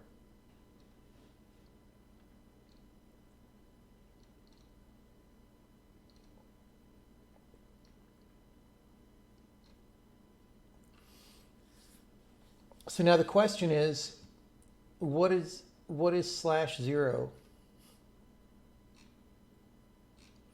Does anyone remember? There must be some pages in the Intel architecture manual where they just explain. Does anyone remember what section that's called or what I would search for to find that?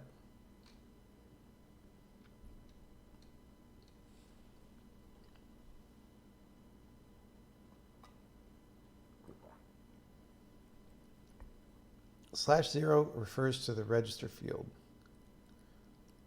Instruction set reference A to Z. Yeah, but I don't want the whole instruction set reference. This is very large, right? I want the part that says what /0 means.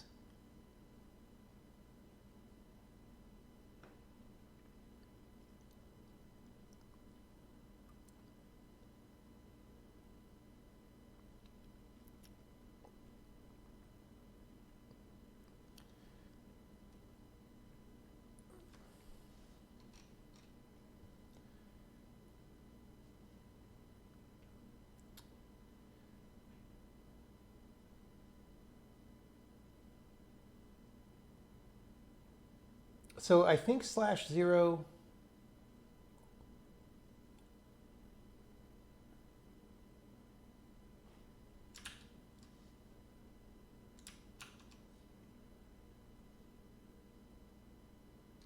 okay, the reg field. Mod RM mod. That's going to be 0. Wait, why do I usually use 3?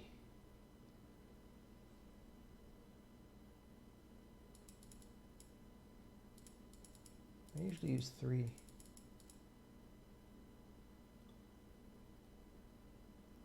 I guess because it's easy.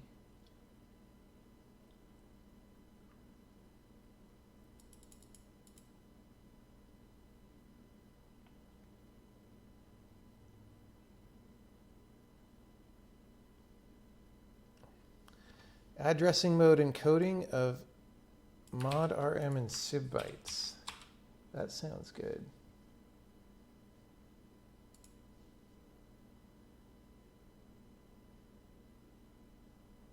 Well, I don't know if this is the same thing, but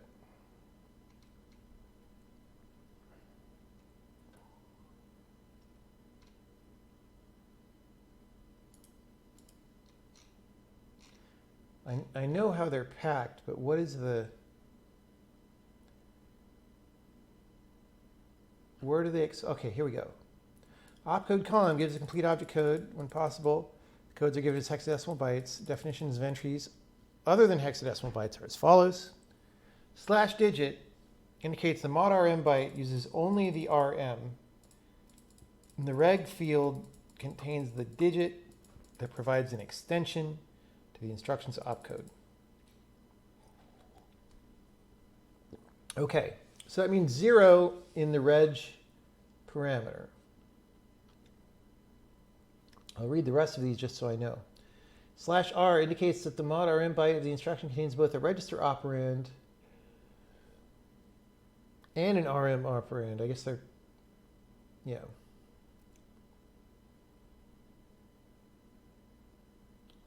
I'm going to save this page because, like,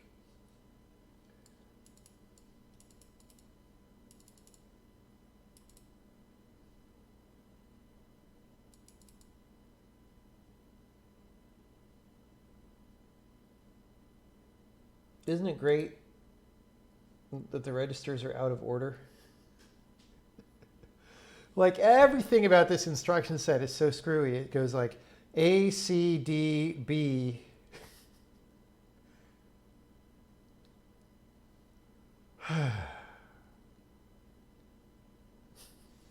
It's like every single thing is messed up. Good morning.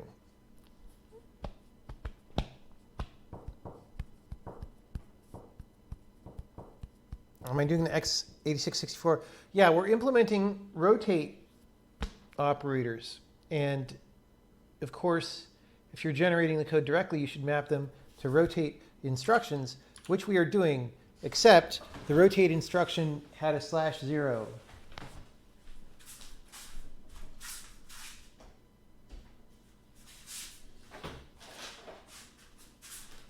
And like, I don't remember what /0 means, but I'm pretty sure that in the end, what that means is that we say mod RM 30 or 00. I think they both mean the same thing. Okay. So that's rotate left. And then rotate right is probably the same, but with a different, let's see, rotate right. Oh, it's /1. It's the same, but with /1, right? So rar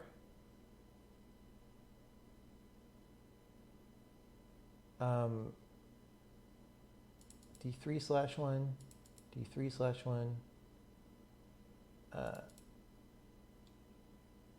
Wait, C1? Hold on. Oh, that's by immediate. Sorry, D3. Okay, so we're going to put these the same because they are basically the same.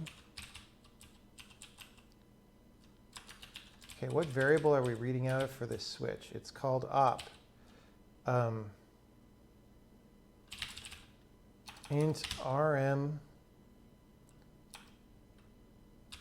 field equals 0 if op is equal to this, RM field is 1. And we got to do this because it's C++. And red RM fields. Okay. I could go straight to memory here, but we're not even going to do that.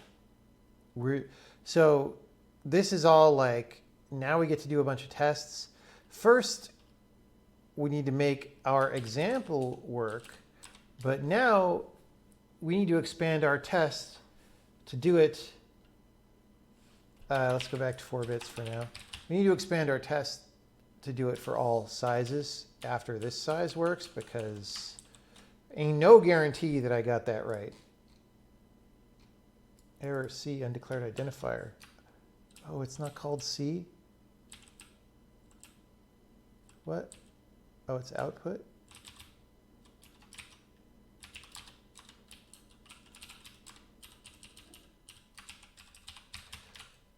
I just name my variables different things in different places. All right. Who? Interesting. Unknown instruction. Why?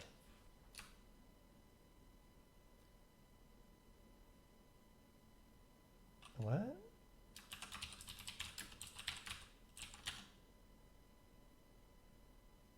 Line 2802.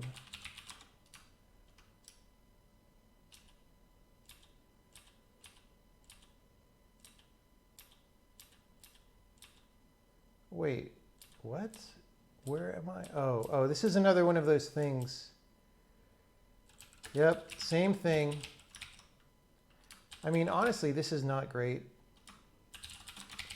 There's like a switch that calls into another switch for math stuff. It just probably just makes us slower, honestly. All right, there we go. So this is our runtime execution, or our compile time execution. That doesn't mean anything about whether it works or not.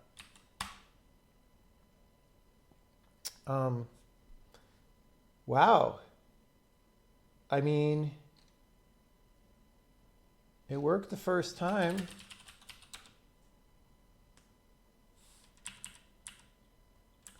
Claims to be x64. You know what we could do? We could sabotage it to make sure that we're running our new code path. So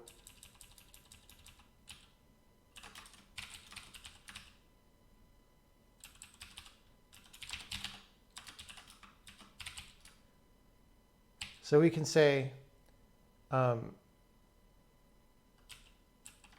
just going to zero the A register.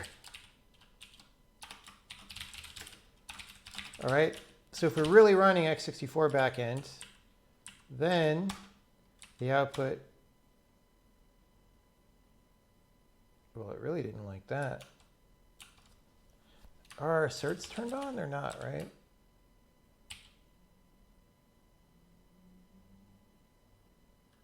Oh, because I put that in the middle of the instruction. No, you put the next okay, if you want to succeed in the game industry,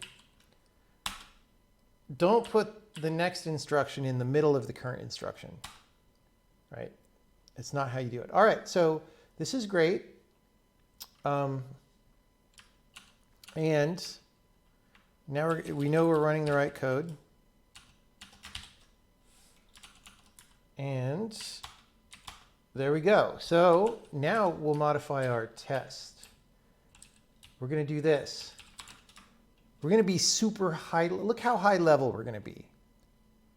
We're going to say types is an array of type that goes U8, S8, U16, S16, U32, S32, U64.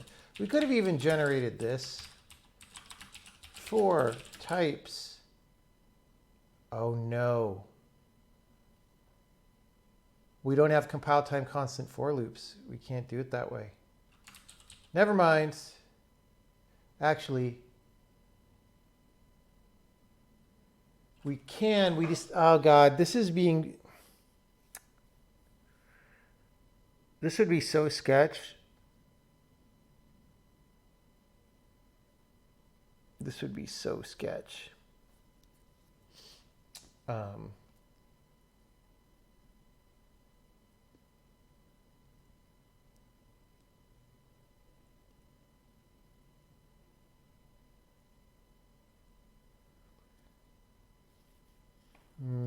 what's the best way? Like I could easily do it by like generating a string.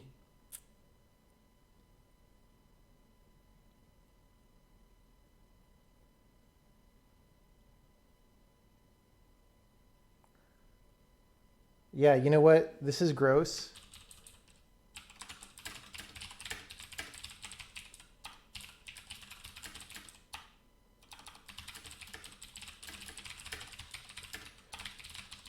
Let me just see if this, I've been editing this. There's a thing that returns a string and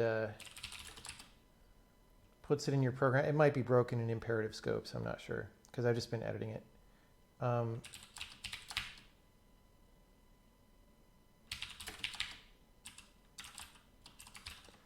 Let's see. Oh God, oh, it's the array literal that it doesn't like.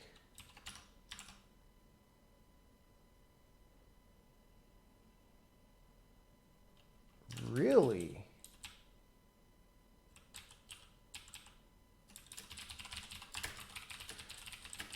I guess we just never made a literal of type. Okay, it's fine because we want to generate a string now anyway, so we actually want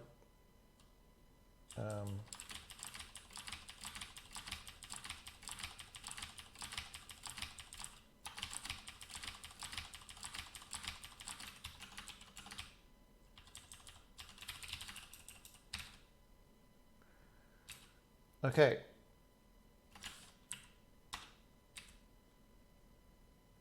So, well, there we went. We went do it for U32, right? So,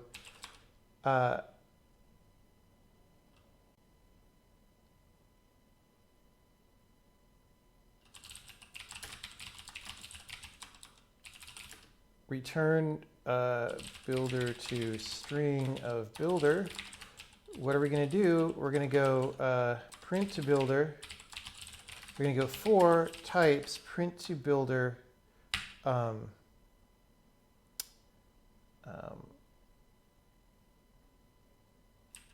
quote, and I quote, do it of percent for, right? And that percent is going to be the string. All right. Mismatching level. Oh, because I forgot the argument.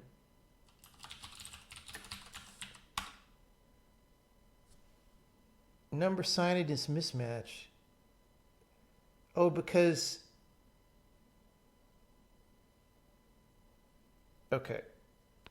So our problem is, in our code here, this isn't a problem of the new thing we're doing. We just never called this with anything less than 32 bits. Okay? And the problem is, this will not cast down unless we do this.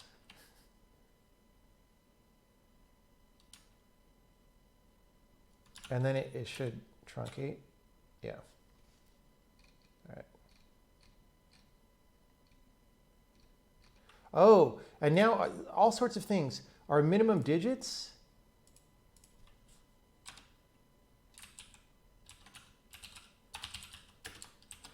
should be the size of the type, right?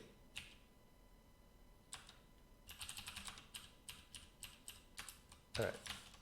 Because now we're printing all these zeros for like 8-bit numbers, and we don't want to do that. So, okay.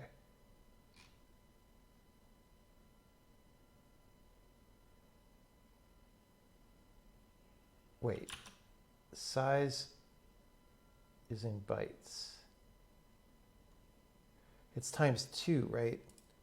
It's 2 hex digits per byte. I was like, wait, it's coming out wrong. Okay, here we go. Right, each hex digit is 4 bits, so 2 per byte. Okay, so let's look at the 64 bits. Cafe Babe only holds half, right? So we shift left, we rotate left, same thing. We shift right, we get a 0 at the top. We rotate right, we get an E at the top. That's great. That's signed. This is unsigned. It should be the same for purposes of both because there's just a bunch of zeros, right? 32 bits, exactly the same we were seeing before, right? 16 bits, We just get babe to start because we truncated it, right? And so that's what you would expect. And this is just B.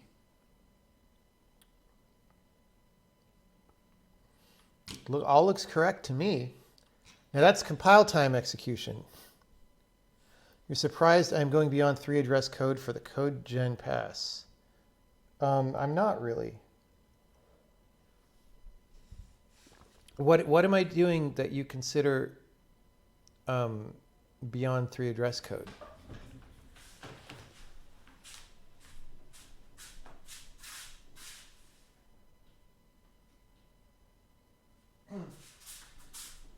Yeah, so the XX, the syntax of that will probably get changed because it is a little weird to have it be called something that would normally be a variable name. But that just means, yeah, like cast it to the target. You know, I sort of consider this as like rough draft style. And then once you totally figure out what you're doing, like this should just be this, right? Because like I'm very intentionally, I know what type this is supposed to be. And we'll even say, look, we know this is going to truncate in some cases, and that's fine. Wait, it's not called trunk. I'm forgetting my own syntax because I don't, let me see. I know there's a no check.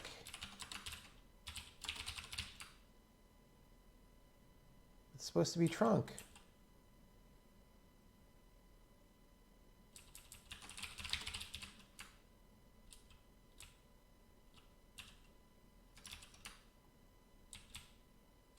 What? Oh, wait, I put the comma in the wrong place. It goes over here. Okay. So this just is very clear about intent now. It's like, look, we're casting to this type. We know we're going to truncate. That's fine. Right? This is like way more organized. Was that an F in the 16-bit one? Yes. So for the 16-bit version, we'll go look at it as soon as I have some of this bacon here.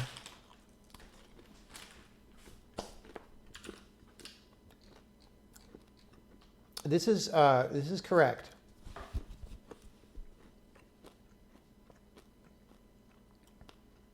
This is a signed number, and we're right shifting babe by 4 bits. B is greater than 8, greater than or equal to 8. So the high bit is set, so you expect an F here. This is correct for shift, this is correct for rotate.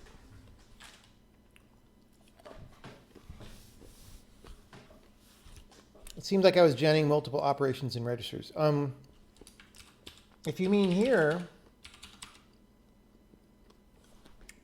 okay, first of all, 3 address code does not mean SSA, right?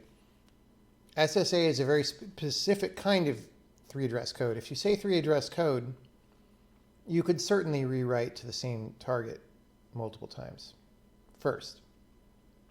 At least that's my understanding of 3 address code. Second, this is x64 machine language. Where are we in the program right now? You don't, like here we certainly are. We're putting something in A, right? And then we're putting something in A here. And then we're storing A. Yes, we're reusing A twice. You definitely want to do that. In a back end of a compiler, you hella want to do that. Because you don't have that many registers. And there's no...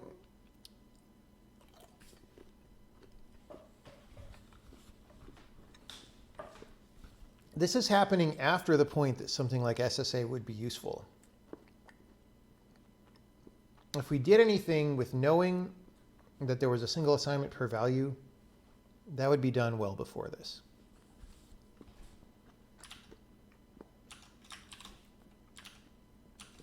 Okay, this is compile time.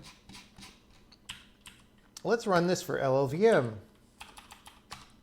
backend. Make sure that works. We don't have asserts set up for any of this. Maybe I should return the two rotated values and we can assert what they are, I guess.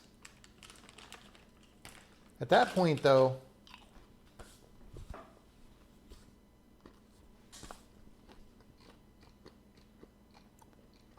we get rid of our fancy metaprogramming that we just did.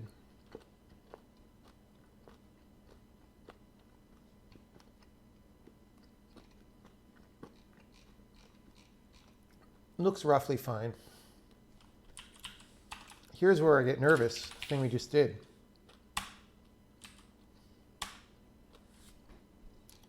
Hey, everybody.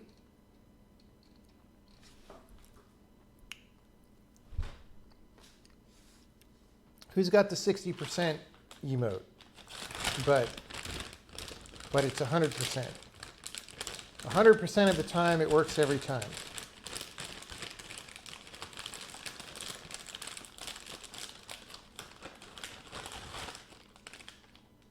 There we go. All right.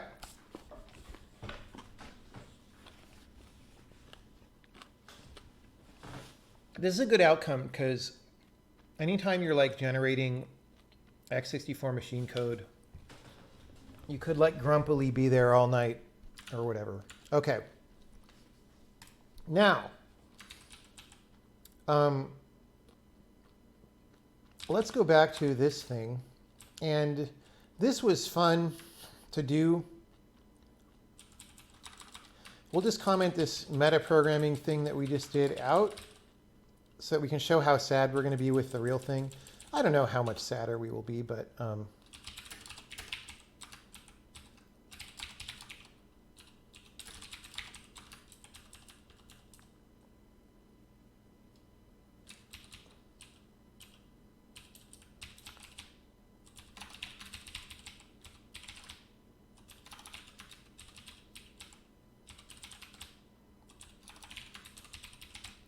right. Okay. So this is a lot easier for Caveman to understand than this, which is good. The reason we're doing Caveman version now is because we're going to do this.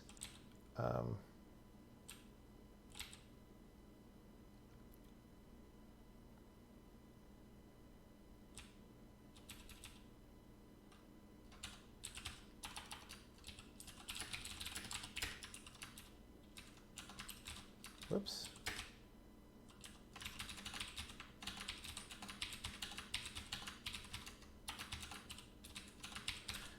And why are we doing that? It's because we want to assert on the return value. And the asserts are going to be different every time.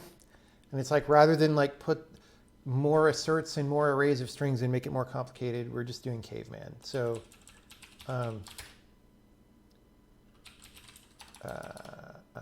T comma T.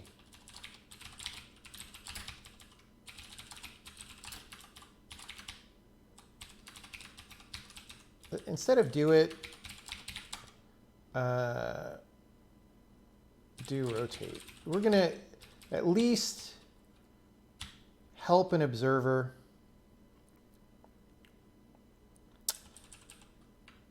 see what's going on.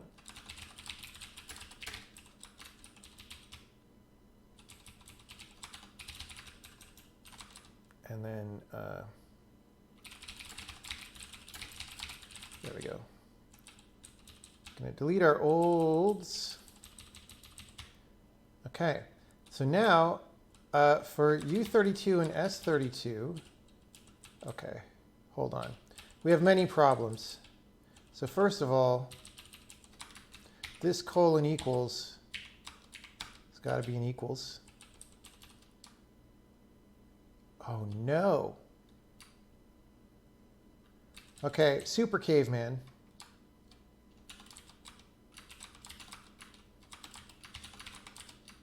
Actually, let's undo our replace. All right. So the deal is the type of left and right changes every time. So we're just going to put all these in their own scope. Like I was going to reuse the variables, but it's like, look, they're different types, bro. What are you even trying to do reusing them? Okay. And this starts again looking like something you wish you generated, but whatever. Okay, so for 32 bits, we do this. Assert left is equal to this, and right is equal to this. And we'll leave the hard code for now. Okay. And that should be the same. Let's just see what happens. All right, our asserts did not fire. That's great. Okay, let's put in asserts for 64 and like at least verify that they look right. So Cafe Babe 0, right?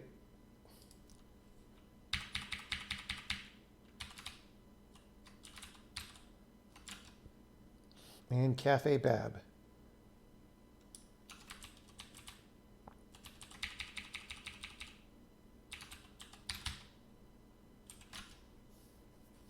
Oh, no, with an E at the beginning, right? Because it's a rotate, the E, we should see the whole word Cafe Babe always, if it's 64 bits or 32, because it's got the same amount of information. Okay. That looks right, 16 bits. How do we feel about this? Babe, rotated right, or no, rotated left is ABAB. That's correct. And rotated right is EBAB. That is correct.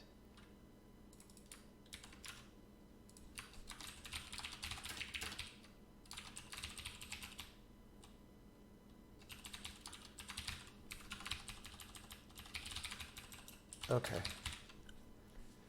Great. And then same for unsigned.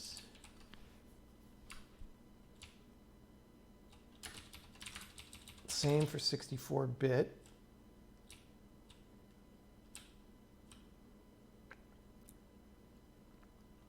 Okay, S8, U8. S8, U8. And again, we don't have to worry about the shift version because we just didn't return those. So the cases of signed being different because there's 1 bits, we're not even, this isn't a test of shift, this is a test of rotate, right? So EB, EB, same thing in both cases.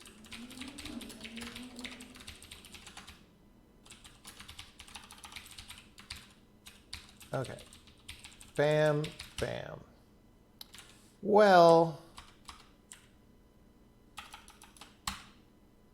okay, LLVM version, didn't assert. Didn't assert. 100% of tests passed.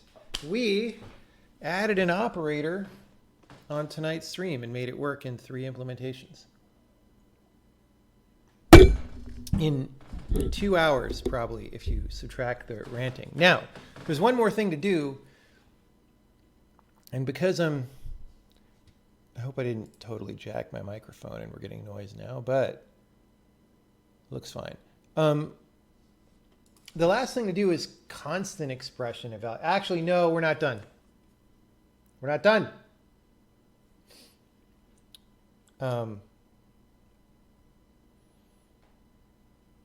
Because we didn't do the masking and stuff.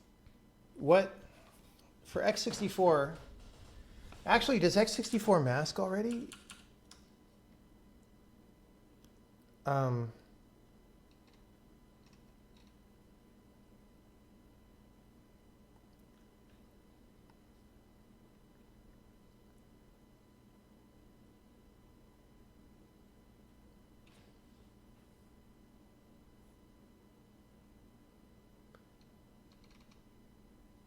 Like what?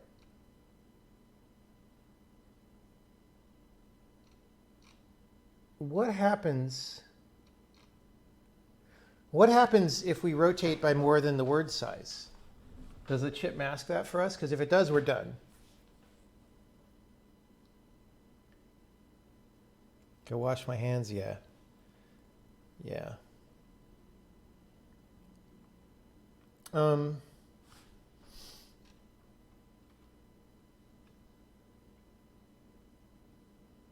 Oh, it does. Check it out. Check it out.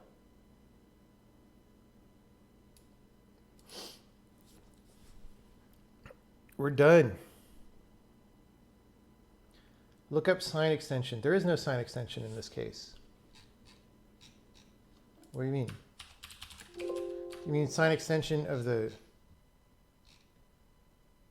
rotated operand? I don't know what you're asking.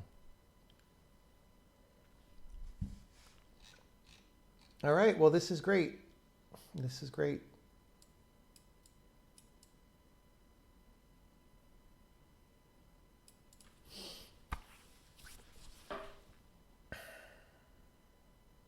We are happy people. Do we have any no check-ins? All right, so now I'm going to promote this to a test. Oh, let's put this in the to-do because we have a new thing to debug. Not going to do that tonight, probably. All right, so I want to change this directory structure, but we're not going to do that right now. Call it rotate. Boom. And let's take out that run.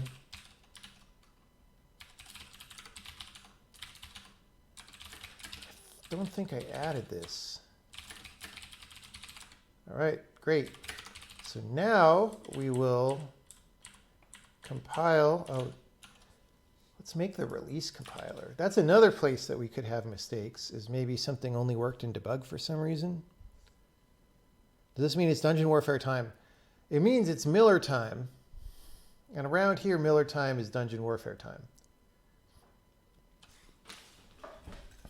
Now, the thing to do tomorrow, though,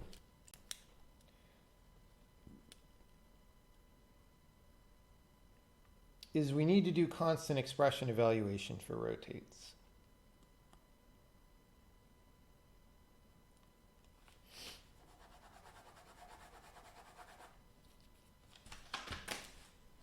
But that's tomorrow. Okay. So let's, whoops.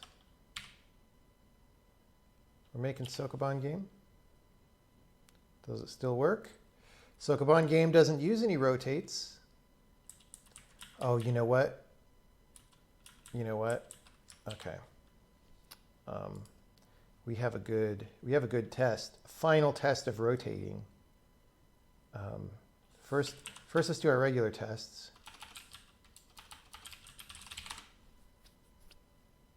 Oh, I left a main. I'm going to call it my main and put test my main. Oh, God. I need to change the way the test program works. Anyway, here we go.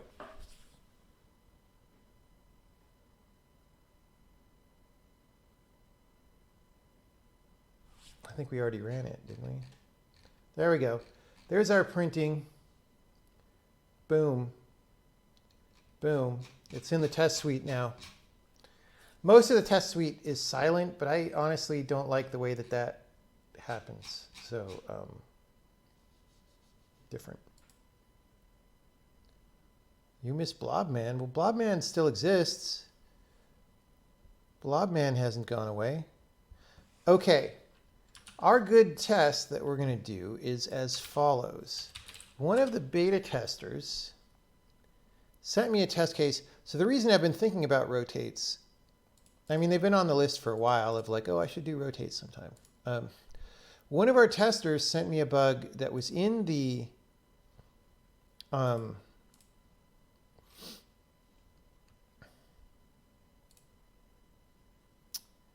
There's a bug in the x64 backend for shifts in certain cases that I had to debug today.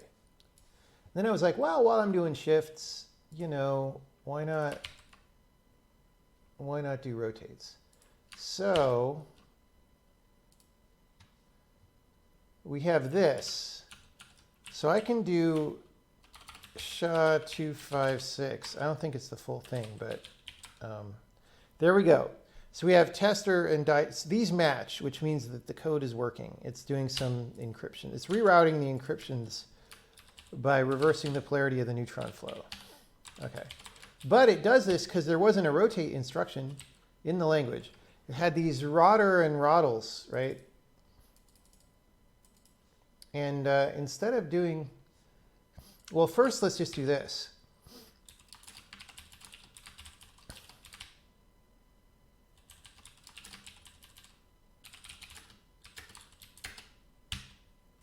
Right? So, oh, that hurts. All right, we have more to debug. We can safely check this in because nobody uses it, but we have more to debug.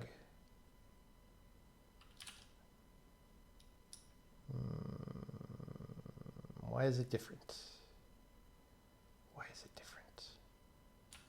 Let's try other backends. We get a different wrong answer. Interesting. Interesting. How about at compile time execution? Do we get a totally different wrong answer? No, we get the right answer at compile time. All right, so we're not done yet. It's not Miller time.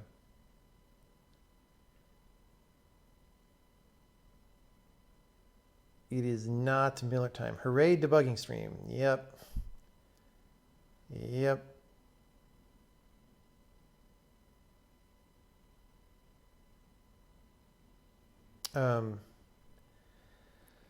Well,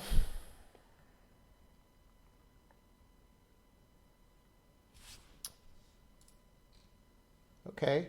Well, we could do a very simple test case here. Because we have this rotter, okay, so first of all, let's just focus on one of these. So right now it's just rotter. Whoops.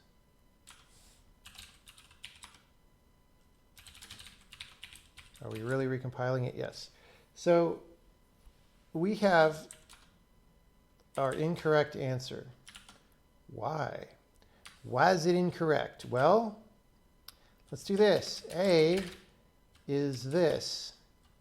B is this. Return, we're going to return B for now, but if A is not equal to B, then print error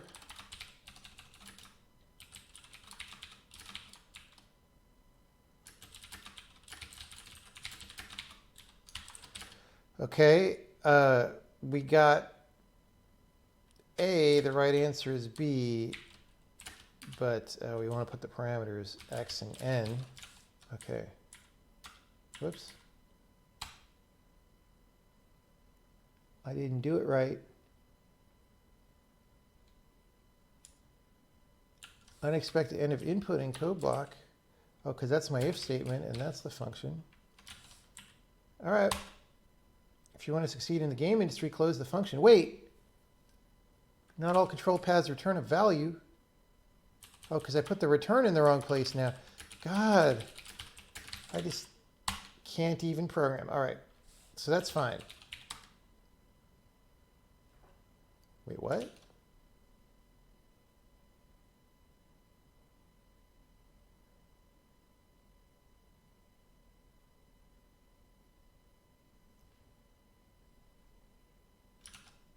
We're returning B, bro. Wait, does it just not work originally? Hold on. Hold on.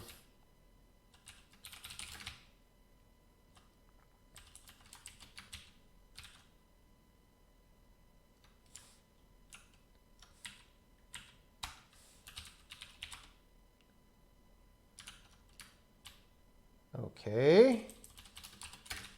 B is this. Return B.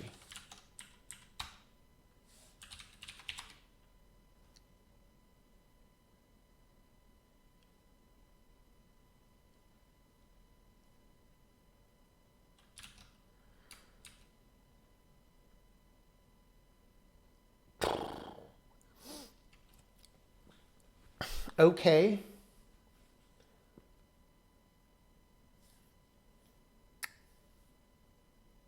This is what we call incorrect.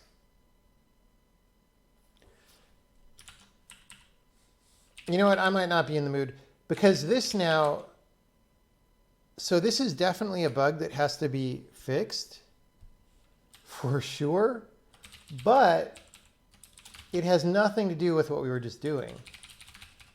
This has nothing to do with rotate operator. So this has to get fixed first thing tomorrow. I know that it's not a bug in the backends because it happens on both backends, or I suspect, I mean, maybe it's separate bugs in both backends, but like x64 broken, LLVM broken, but we change this out now. x64, oh, still broken. What? Okay, we have so many problems. Wait, what? What?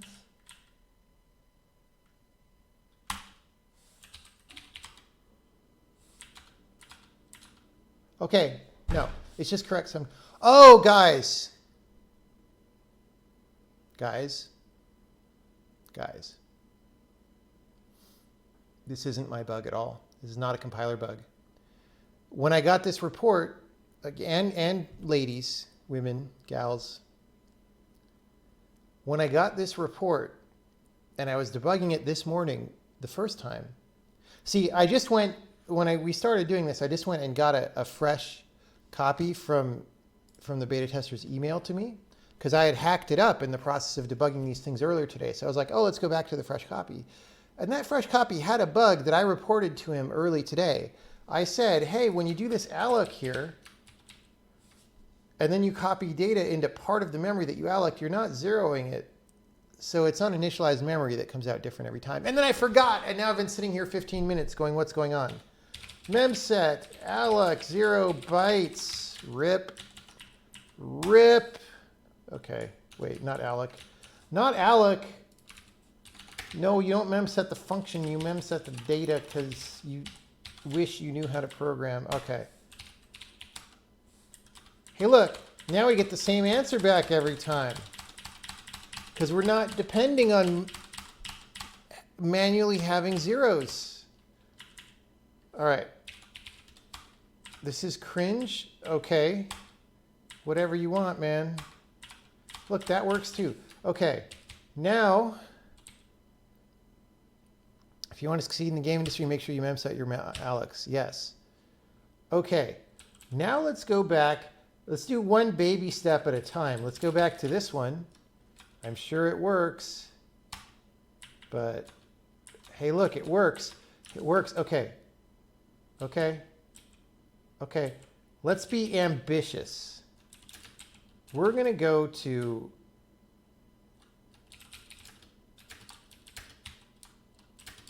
we're just going to go all the way there.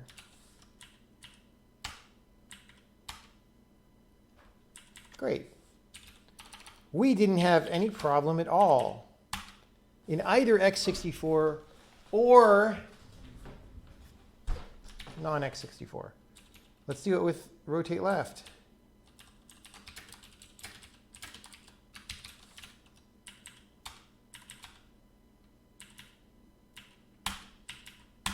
Okay, it is Miller time. It is Miller time. I forgot to free. No, because it's returning that data to the caller, right?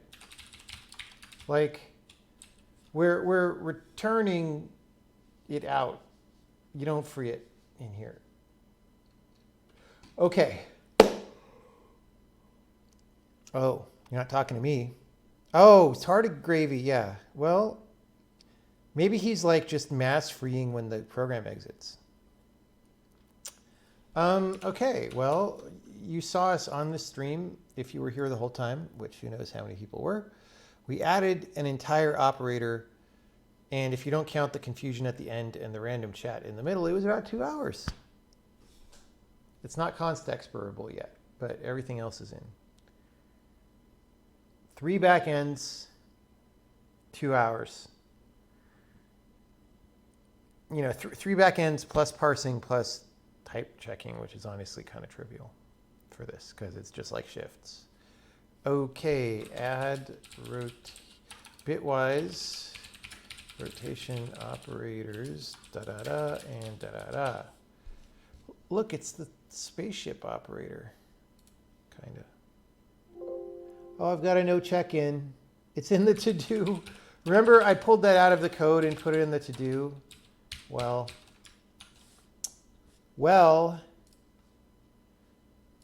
Subversion doesn't care that it's in the to-do. All right. Now, we're going to do Dungeon Warfare for probably not that long because I'm kind of tired. But edit stream info. No, not print. Why do I have a print dialog? What was that all about? Gaming dungeon. I don't know. What's a dungeon thing?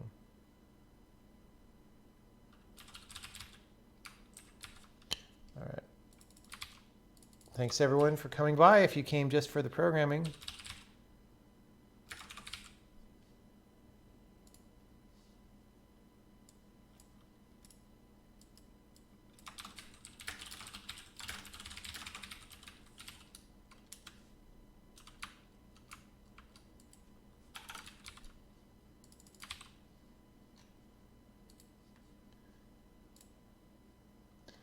How large is Sokoban? How long does it take to compile?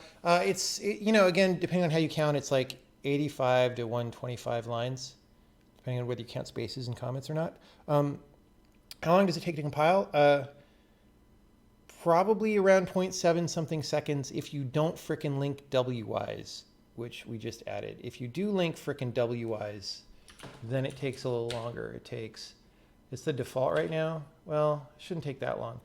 I guess because we're streaming, it's taken a little longer.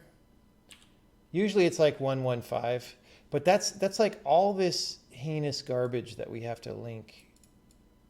WWise libraries are massive. So I can change that option if we're maintaining it.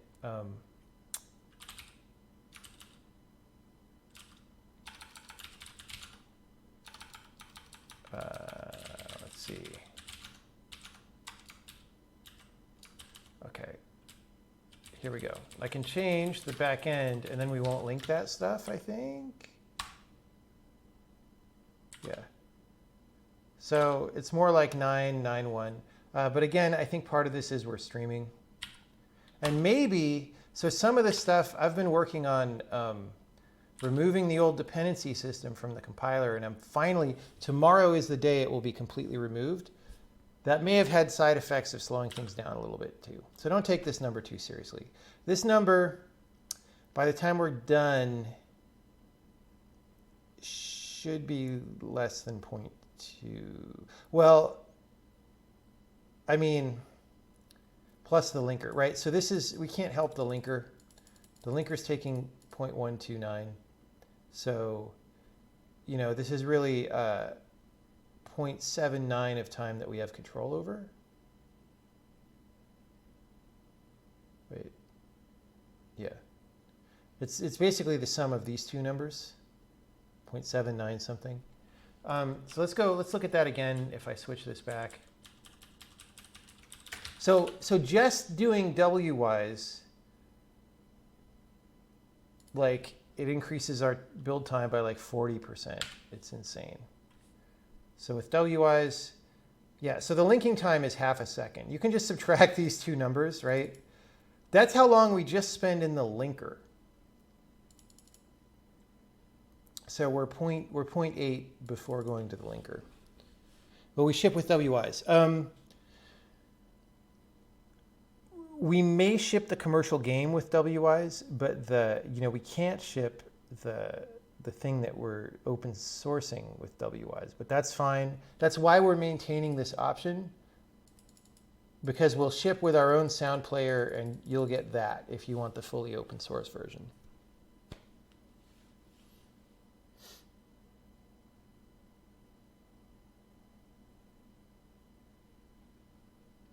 All right. Let's get the dungeon going. I want to warm up some warm tea, some warm dungeon tea. That's great. That's great that we got a new feature today. It's been a while since I did a new feature.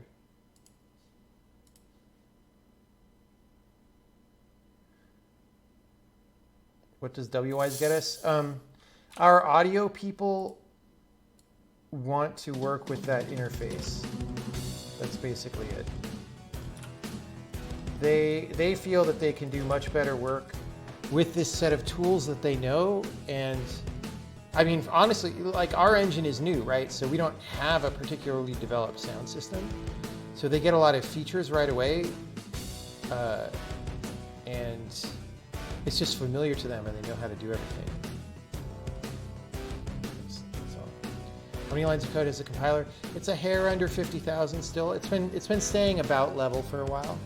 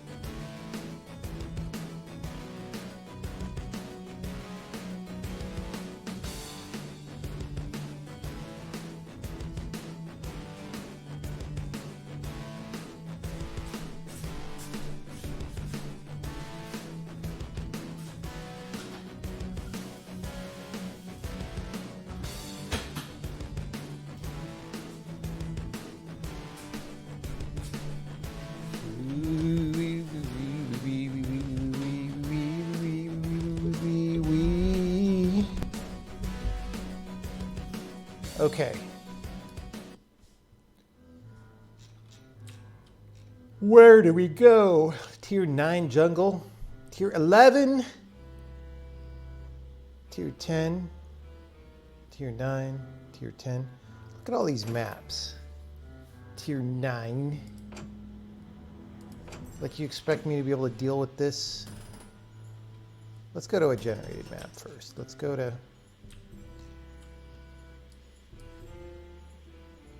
Let's go here.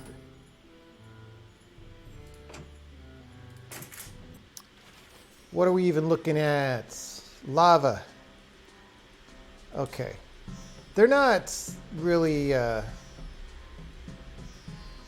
Okay, so I think we just put a block here.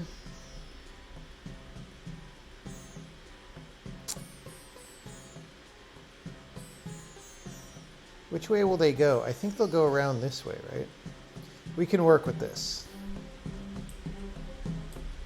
We can work with this. We put a block here. Oh no, they're going up that way.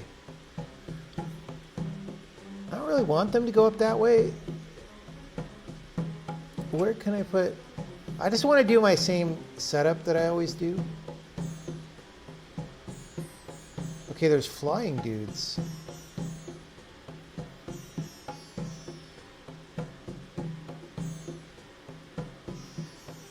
Okay, we're gonna bring them through the bottom. They don't want to go to the bottom. This is so expensive just to get them to go where I want.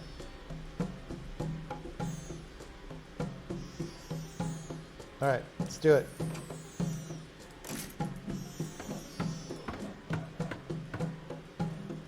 Wait, I'm stupid.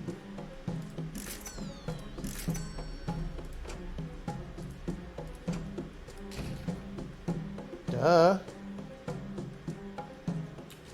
All right.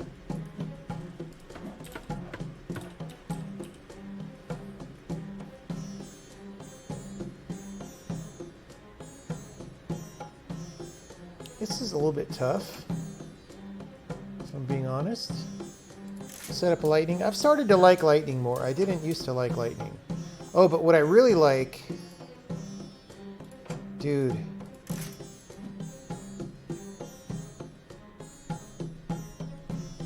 Rearm speed. Unholy strength. Demon Lord. It is so cheap to get a Demon Lord. A really good Demon Lord. And as long as you keep him alive at the beginning, he just owns. He just freaking owns everybody.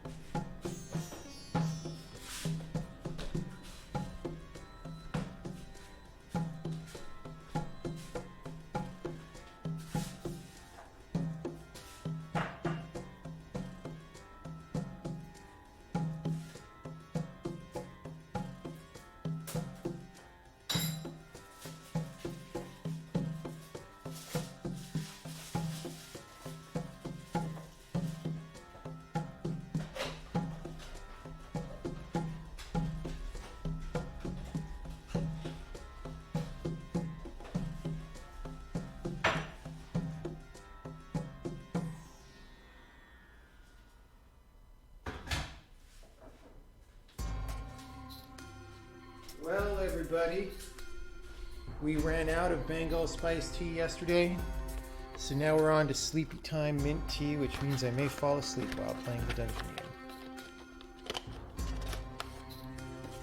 I may fall asleep. Let's see what happens. Okay. We're gonna need more than this. This is very paltry defenses.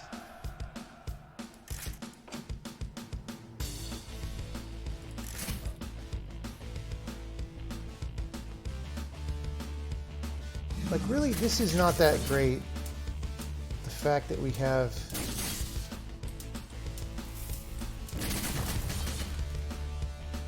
like, not a lot. I'm just gonna make... You know what? I have point blank. Oh, that's the base! Oh, this is such a bad spot. Okay. That's cool.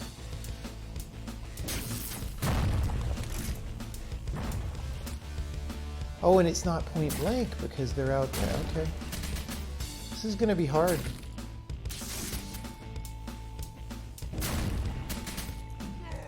Wait. Guys. Whoa. Whoa.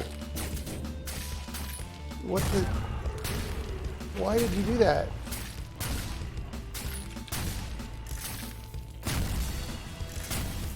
See what I mean about the Demon Lord, though? He just tanks that crap. Oh, I put that in the wrong place. Okay, we're gonna have to guard these from dudes with point blank spikes. Actually, oh yeah, I should have just put one there again and then put a gun going south because that would have hit the dudes as well. Whatever. We'll put this here.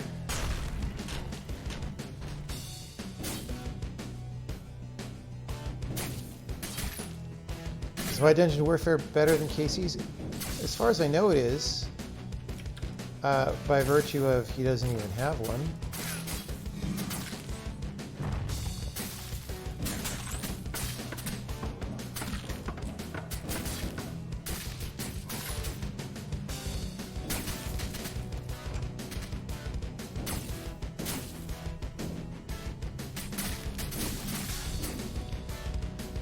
Now what?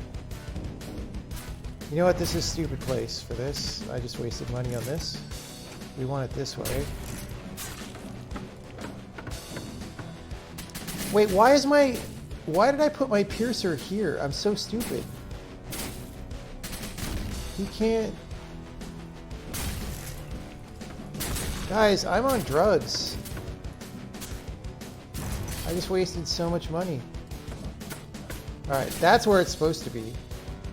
I'm kind of amazed that I didn't die from being an idiot. Alright, so like...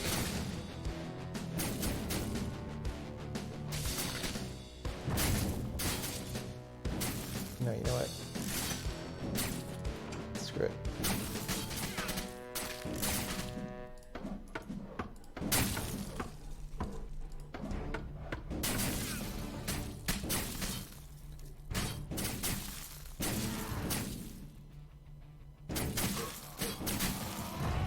Okay.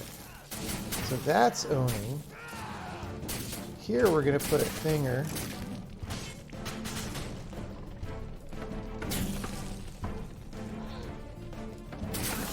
Uh-oh. Let's do mini bombs. I don't think those will help going into lava, but I just wanted to try it. Oh no! Okay, wait, I thought that was my Demon Lord dying. It was instead a lame dude.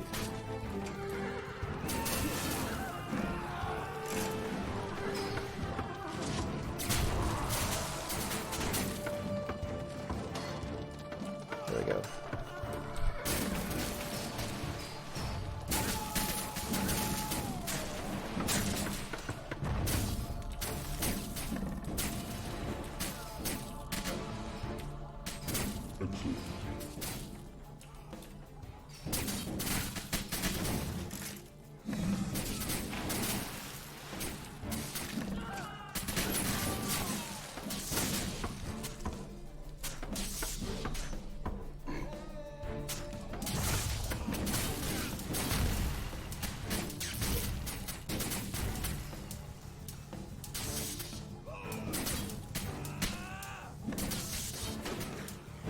You guys.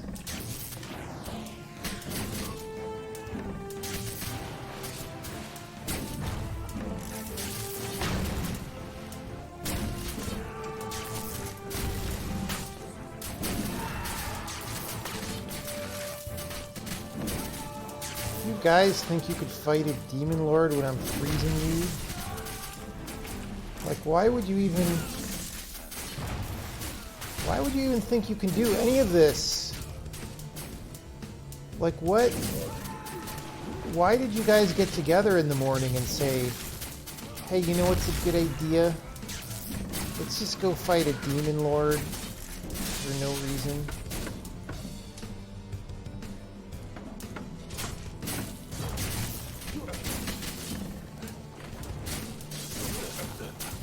The floor didn't used to be lava. I had a lightning trap. What happened then?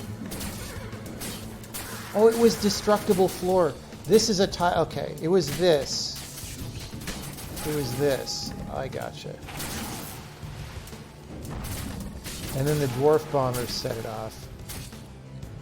Frickin' dwarf bombers. Yeah, I was thinking that. I was like, wait, didn't I have a lightning trap?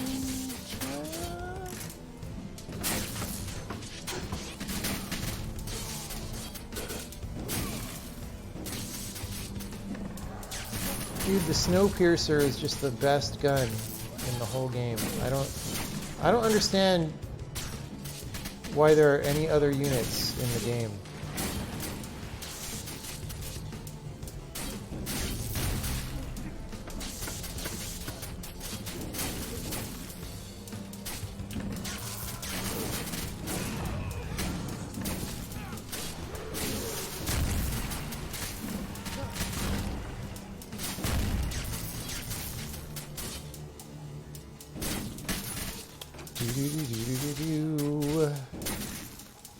These guys.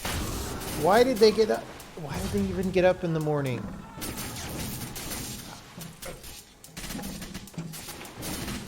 It doesn't make any sense, guys. What do you even...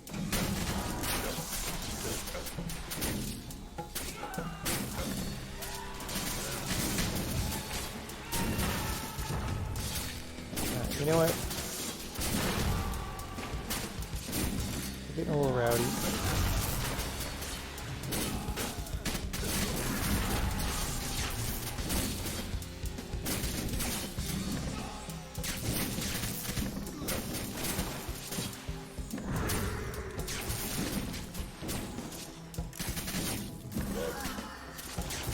Dwarf bombers.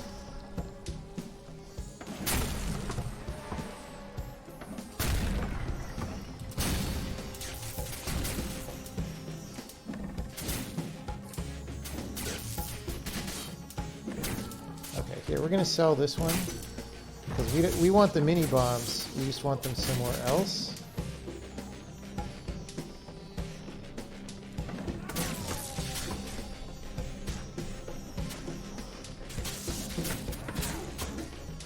Okay. We want the mini bombs here. Rearm speed.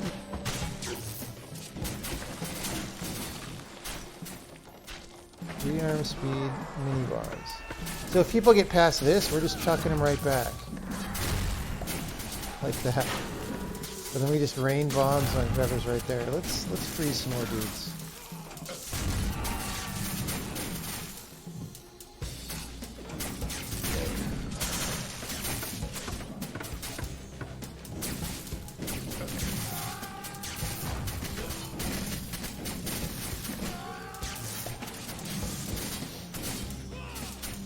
They got a little too motivated. I see. I get you.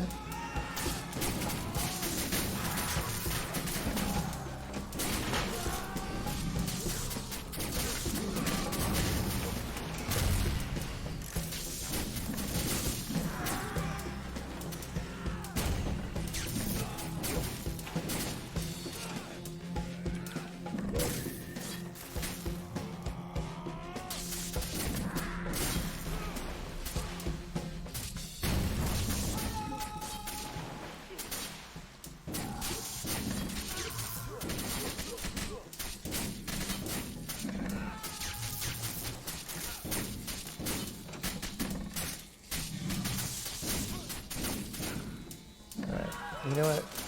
Let's just get this over with faster.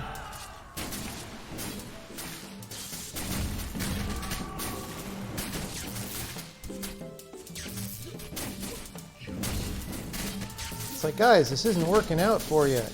Guys.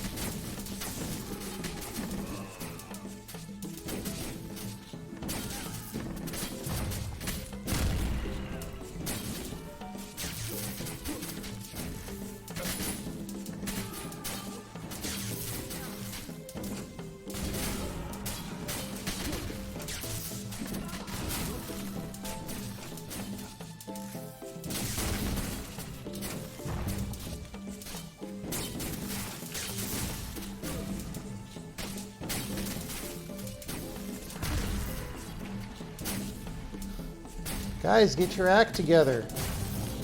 We're not impressed. We're not impressed by your place assaulting abilities.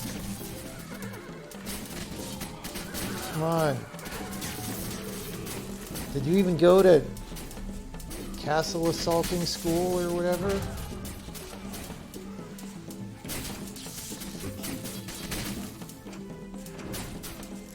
Why am I getting attacked by Santa Clauses?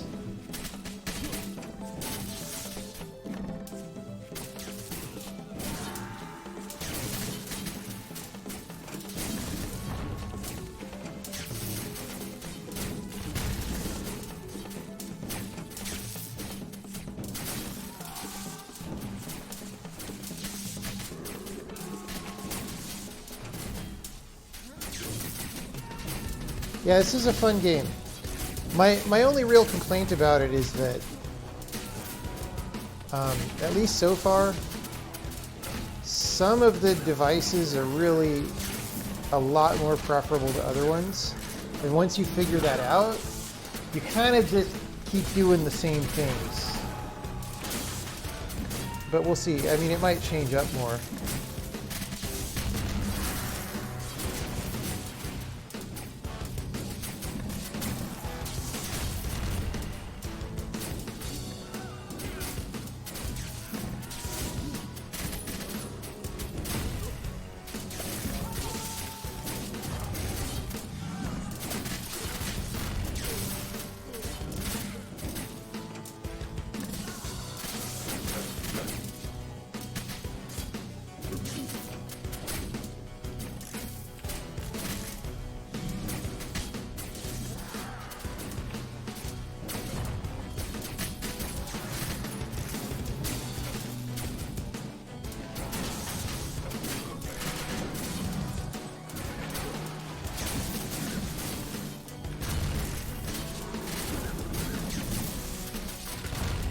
Well, we're almost done with this level.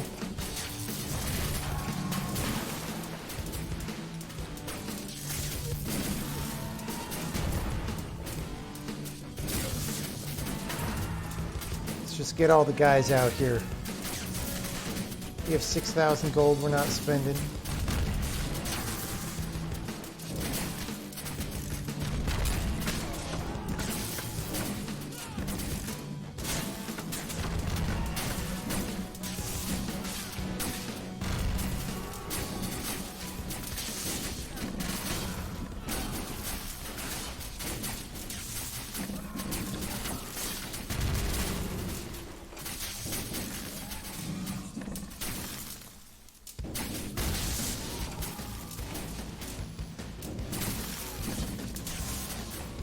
Well, I don't think they're going to win. I mean, I know it's too early to call like the 2016 elections, but it's really not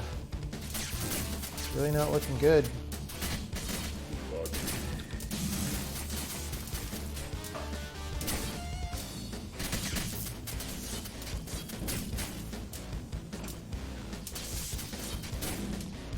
Sell some things. We'll have lots of money. We'll look good on the budget.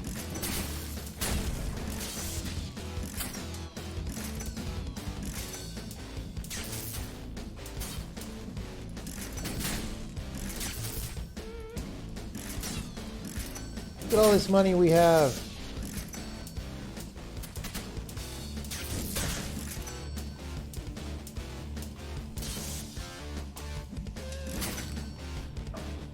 We have $22,000 million.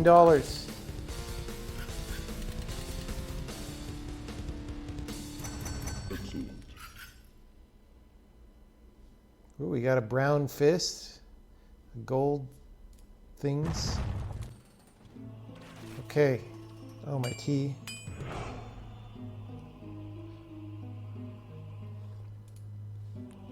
Starting gold. Sleepy Time mint tea.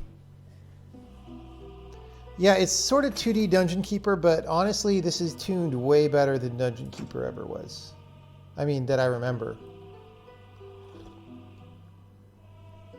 Like, I remember Dungeon Keeper being a pretty slow game.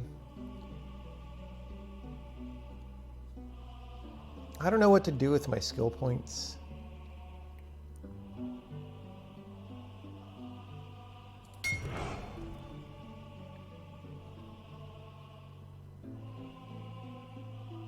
I don't know what that achievement was. I was trying to read over it. Let's just get all the things unlocked. 1% gold from all sources. That could be good. Okay, brown. Where's the brown fist? What's on page 2? Look at all these things. Demon Portal +1 max minion count. 18% increased rearm. Does that give me an extra Demon Lord if I have a Demon Lord? Minion health. We have one of those. What if I stack 2 of these? This might be one of the reasons why my Demon Lord is so good too. But also it just says he gets an extra HP per kill, so like he just ramps up anyway. Portal Guardian attack freezes target. That's good. Brown Hand is good. Can I drag this to the first? How do I ever get things on the same page? All right. Oh, that page is full, so I wouldn't know. What? Can I move this to 3? Nope. I just didn't do that in the UI. Lightning Trap Chains.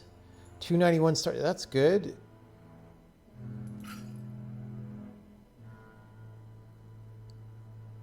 Meh.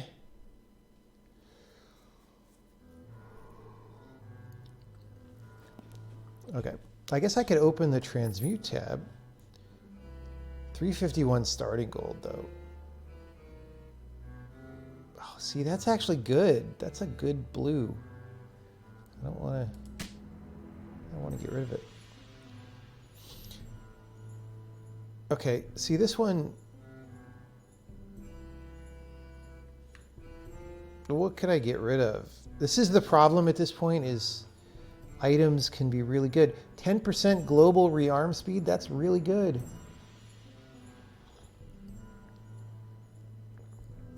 Like Hematopus, I could actually...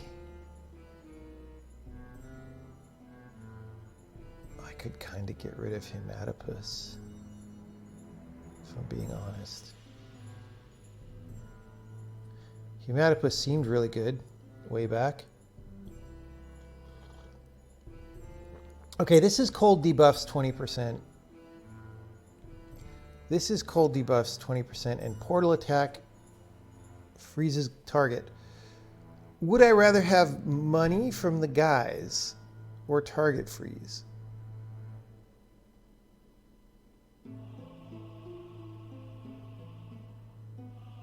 Then structure group. I kind of actually feel like this is better. I don't know, guys. I've just got so many good things. Oh, 7% rearm speed here. So I've got a global 17%.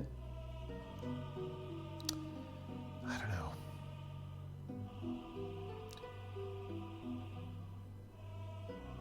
Okay, so that's lightning and 268 starting gold. 291 starting gold. This is like a slightly better version of this, except this has slow effects.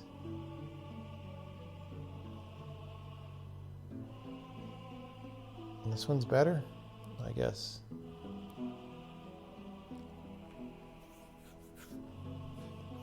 Bounty gold adds up. Yeah, it totally does.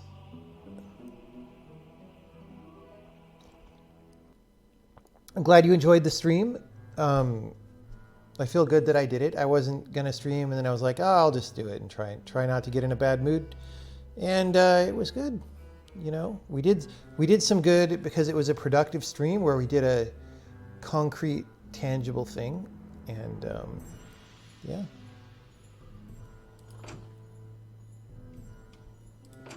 Yeah.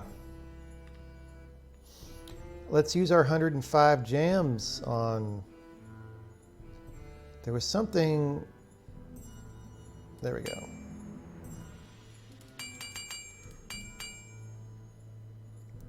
I mean, I kind of don't care.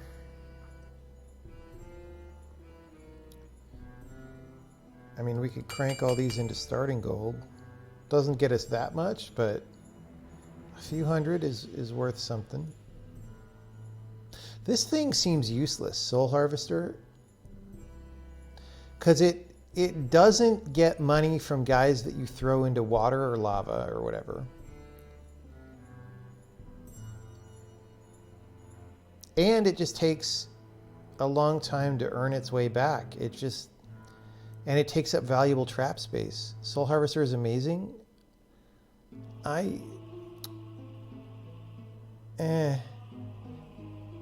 One of the most OP units. Well, I do have it at level 15, so we could give it a try.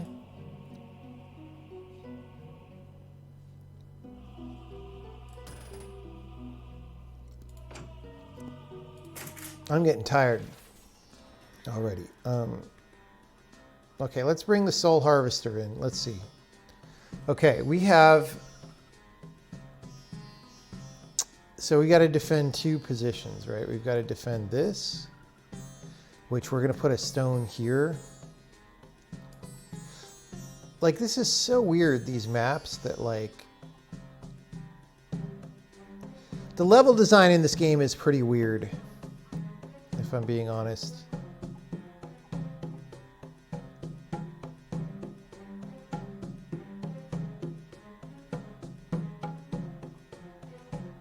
Okay.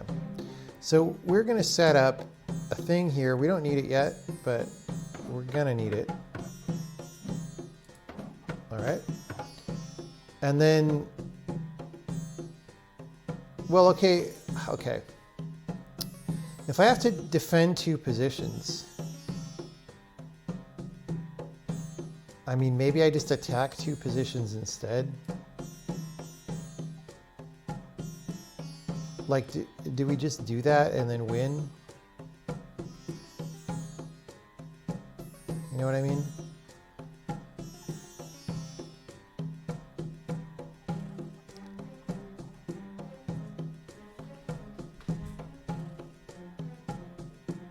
Or will they go in this here? I could just block that.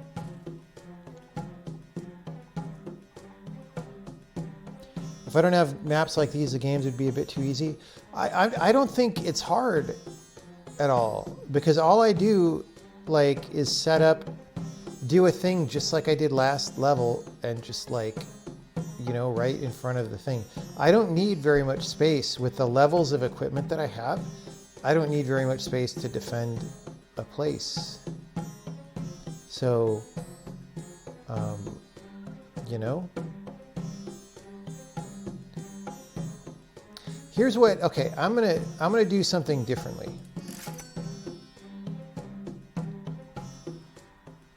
This is gonna be a little bit annoying and silly.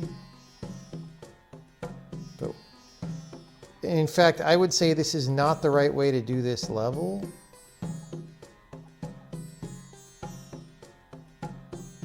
No, let's just do it this way. If this doesn't work, this is the defense strat. If the defense strat doesn't work, we'll do the attack strat.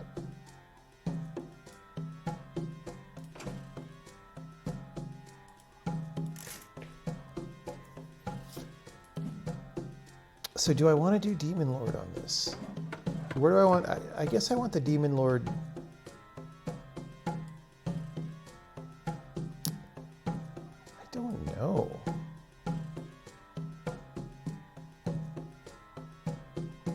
Like, I don't know which one of these portals gets attacked more, you know? It looks like the level's gonna... Oh, there's a thing down here, which I didn't realize. There's 3 entrances. Okay. That definitely means we're doing defense strat.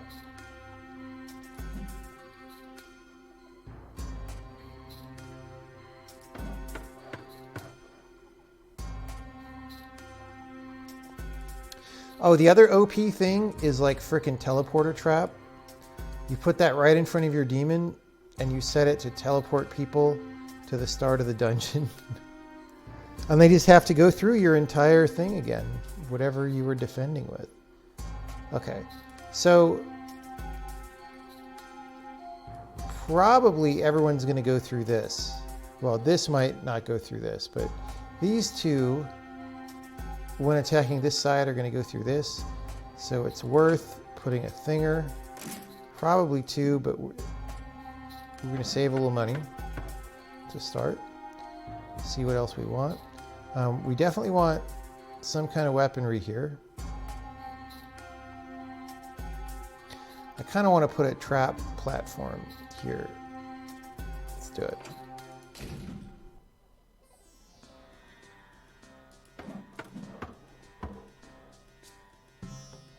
course, if dudes come to take this down, I'll be sad because I didn't give it regeneration. Actually, let's sell. Let's do it again. Regen, max health, foundation here.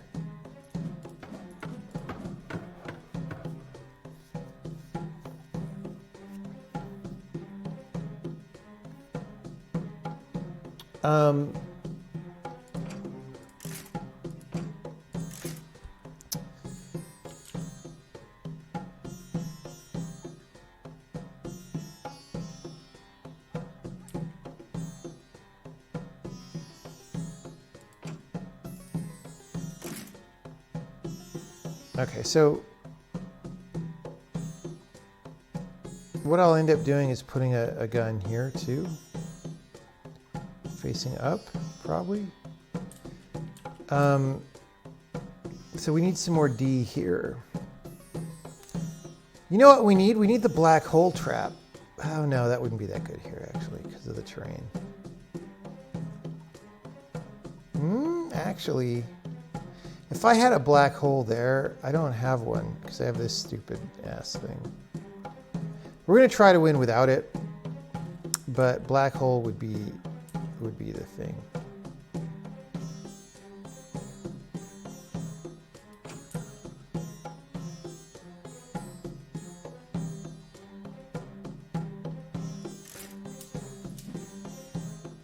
All right, let's just start. See what happens. They're just banging on the door.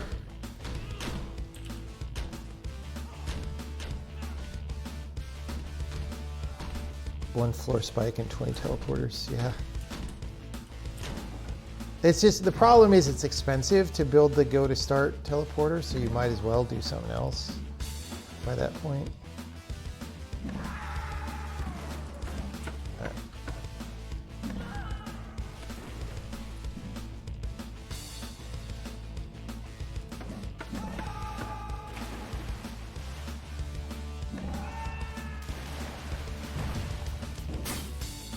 Okay.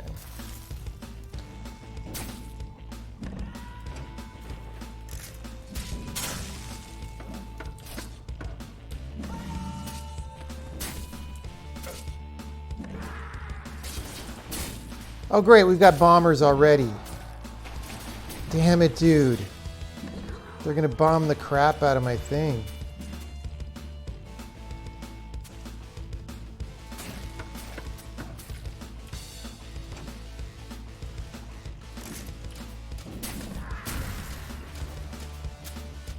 I need to keep them out here.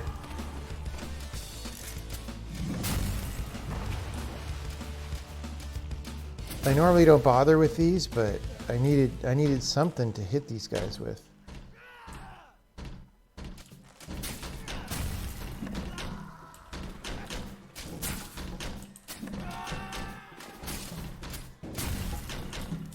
All right. Shush you guys. Okay, what do I do? I need kind of a little something over here.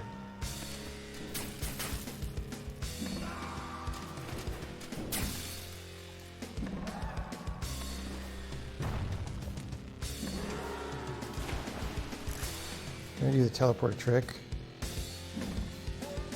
Rearm speed.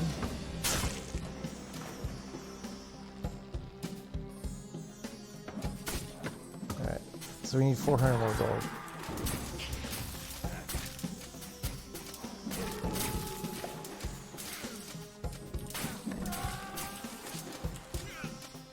Oh, we got it. Teleported to entrance of dungeon.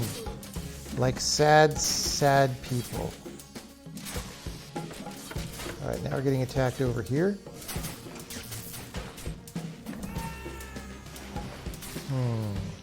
I kind of wish I had an axe on this level, honestly.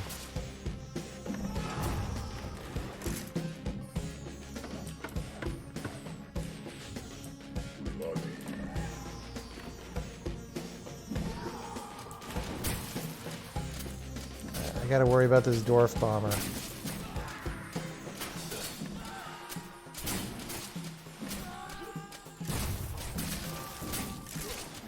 Bye, dwarf bomber. Alright. That guy got teleported at the start of the dungeon.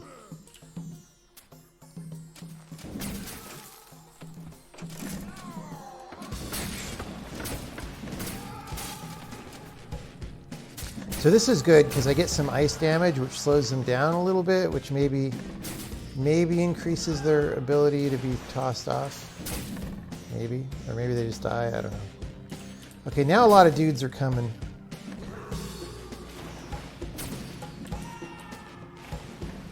I don't really like how many dudes.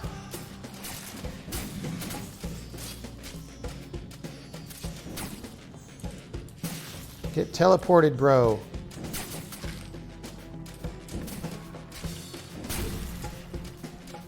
Oh, look at all these dwarf. This is like level of dwarf bombers.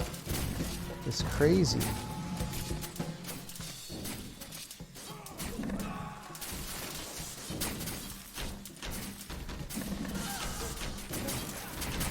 Okay, we need some more lightnings.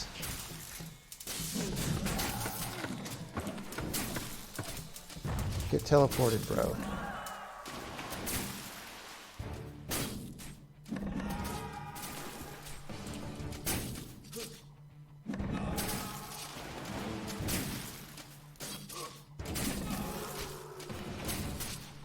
Yeah, demon lords get accidentally teleported sometimes. It's not that good when it happens.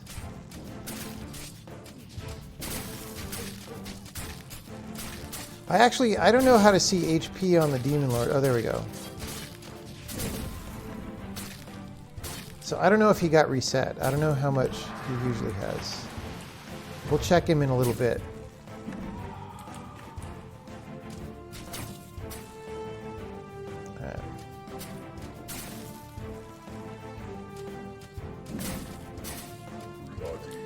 Alright, dudes are coming this way.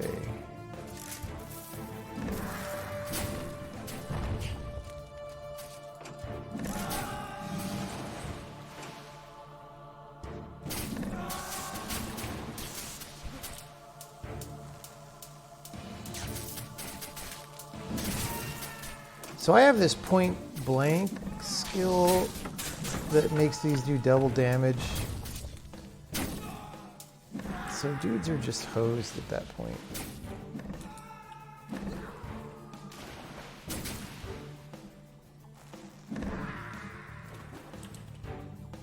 Uh-oh, bunch of little dudes showing up. Good thing we've got electricity.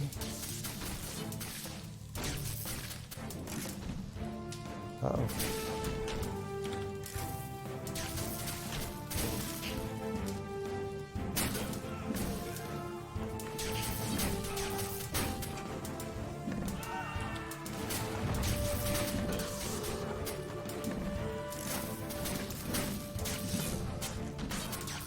Come on, give me money. Give me money so I could do the thing.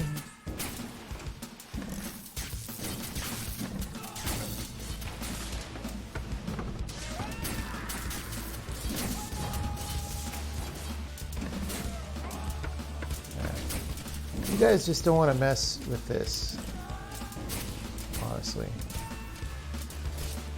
This is just not a thing.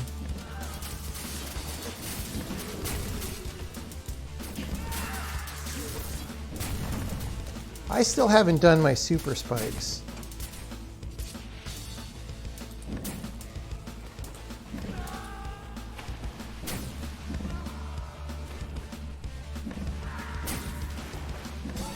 Where should I could put them. If I put super spikes right there, they hit everybody.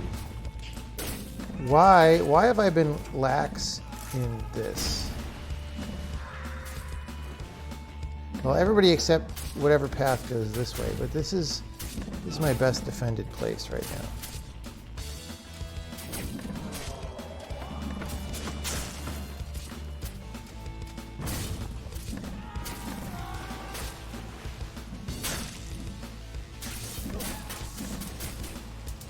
Does anyone notice the latest VS command prompt doesn't set include lib correctly?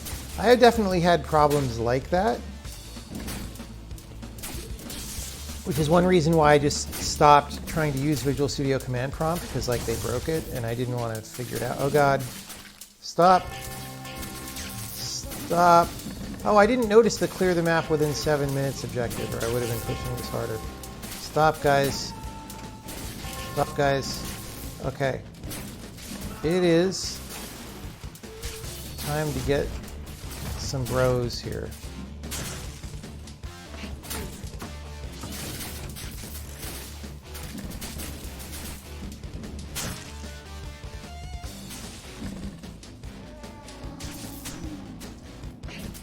We'll make this the Demon Lord. Oh no, we can't. We can't, because we already did.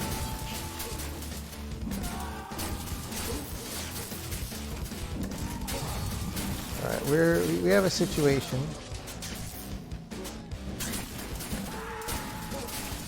We have a situation.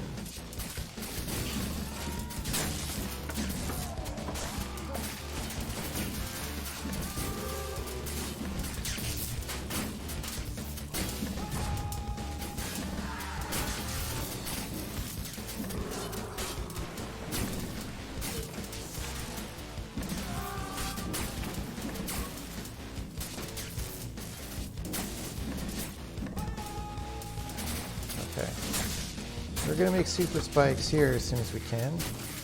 At least take some more damage off these guys coming in.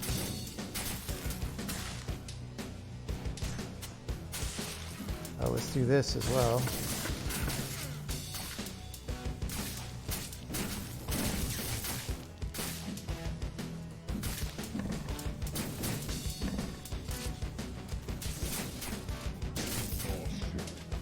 Okay, we got our super springs.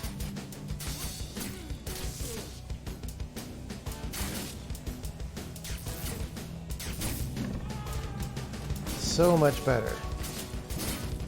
Except for these armored guys coming in. I don't like that. I don't like armored guys coming in.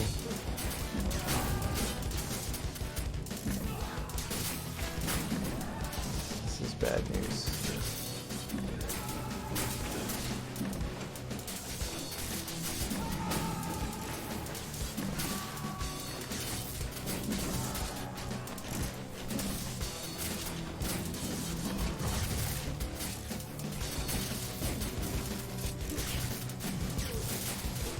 These guys are not taking enough damage.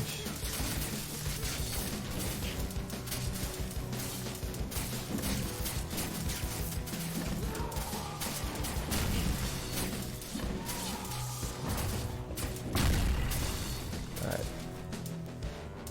They broke through the northern door.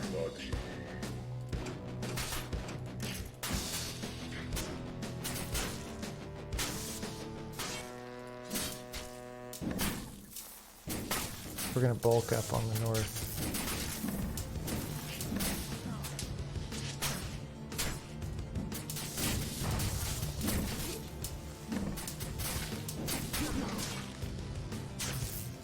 I need so much money right now.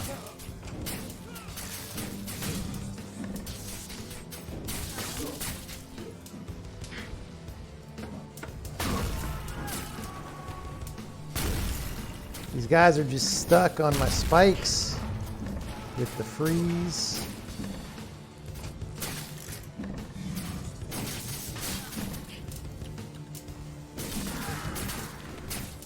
They're having problems.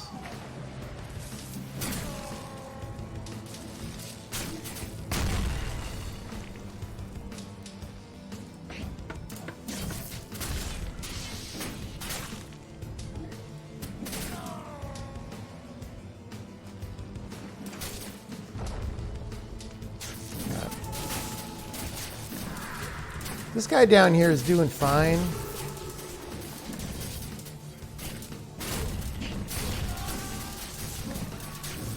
These guys, they're just doing their usual thing. They're not going to cause any problems. I kind of am thinking more lightning, because I don't have a lot of tools with me here, if I'm being honest.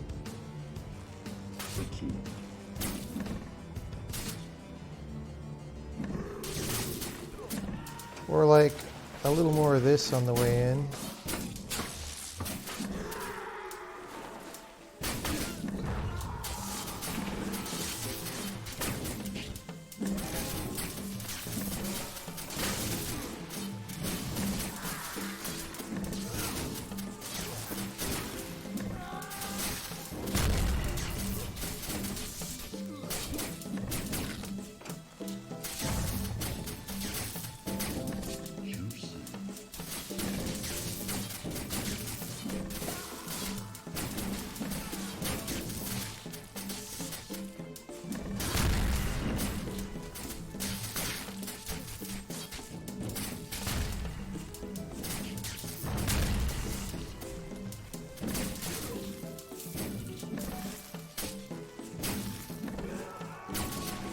Like, the bolt trap is just better than everything in the game, guys. Oh wait, I never even made a penetrator trap. Wait, what? Why didn't I do that? That's like my whole plan that I always do, and I just forgot because we just didn't get to it. See, this is how you do it. This would have kept us from losing health. Look at that.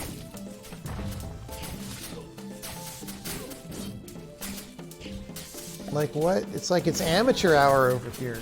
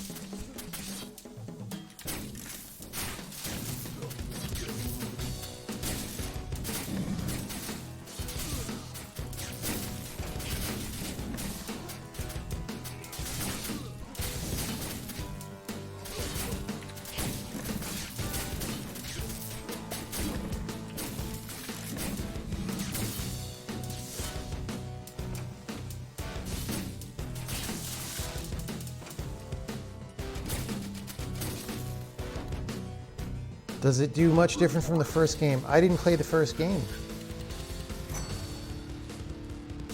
I honestly cannot tell you. This was just 2 was recommended to me, so I said, okay, I'll play that.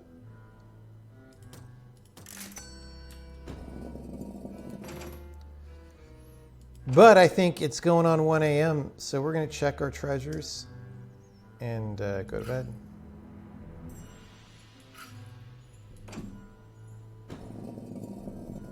Doom Abyss. Okay. Watch out for the Doom Abyss. That's what happens with randomly generated names. All right, we've had some dungeon warfare. We've had some good compiler programming.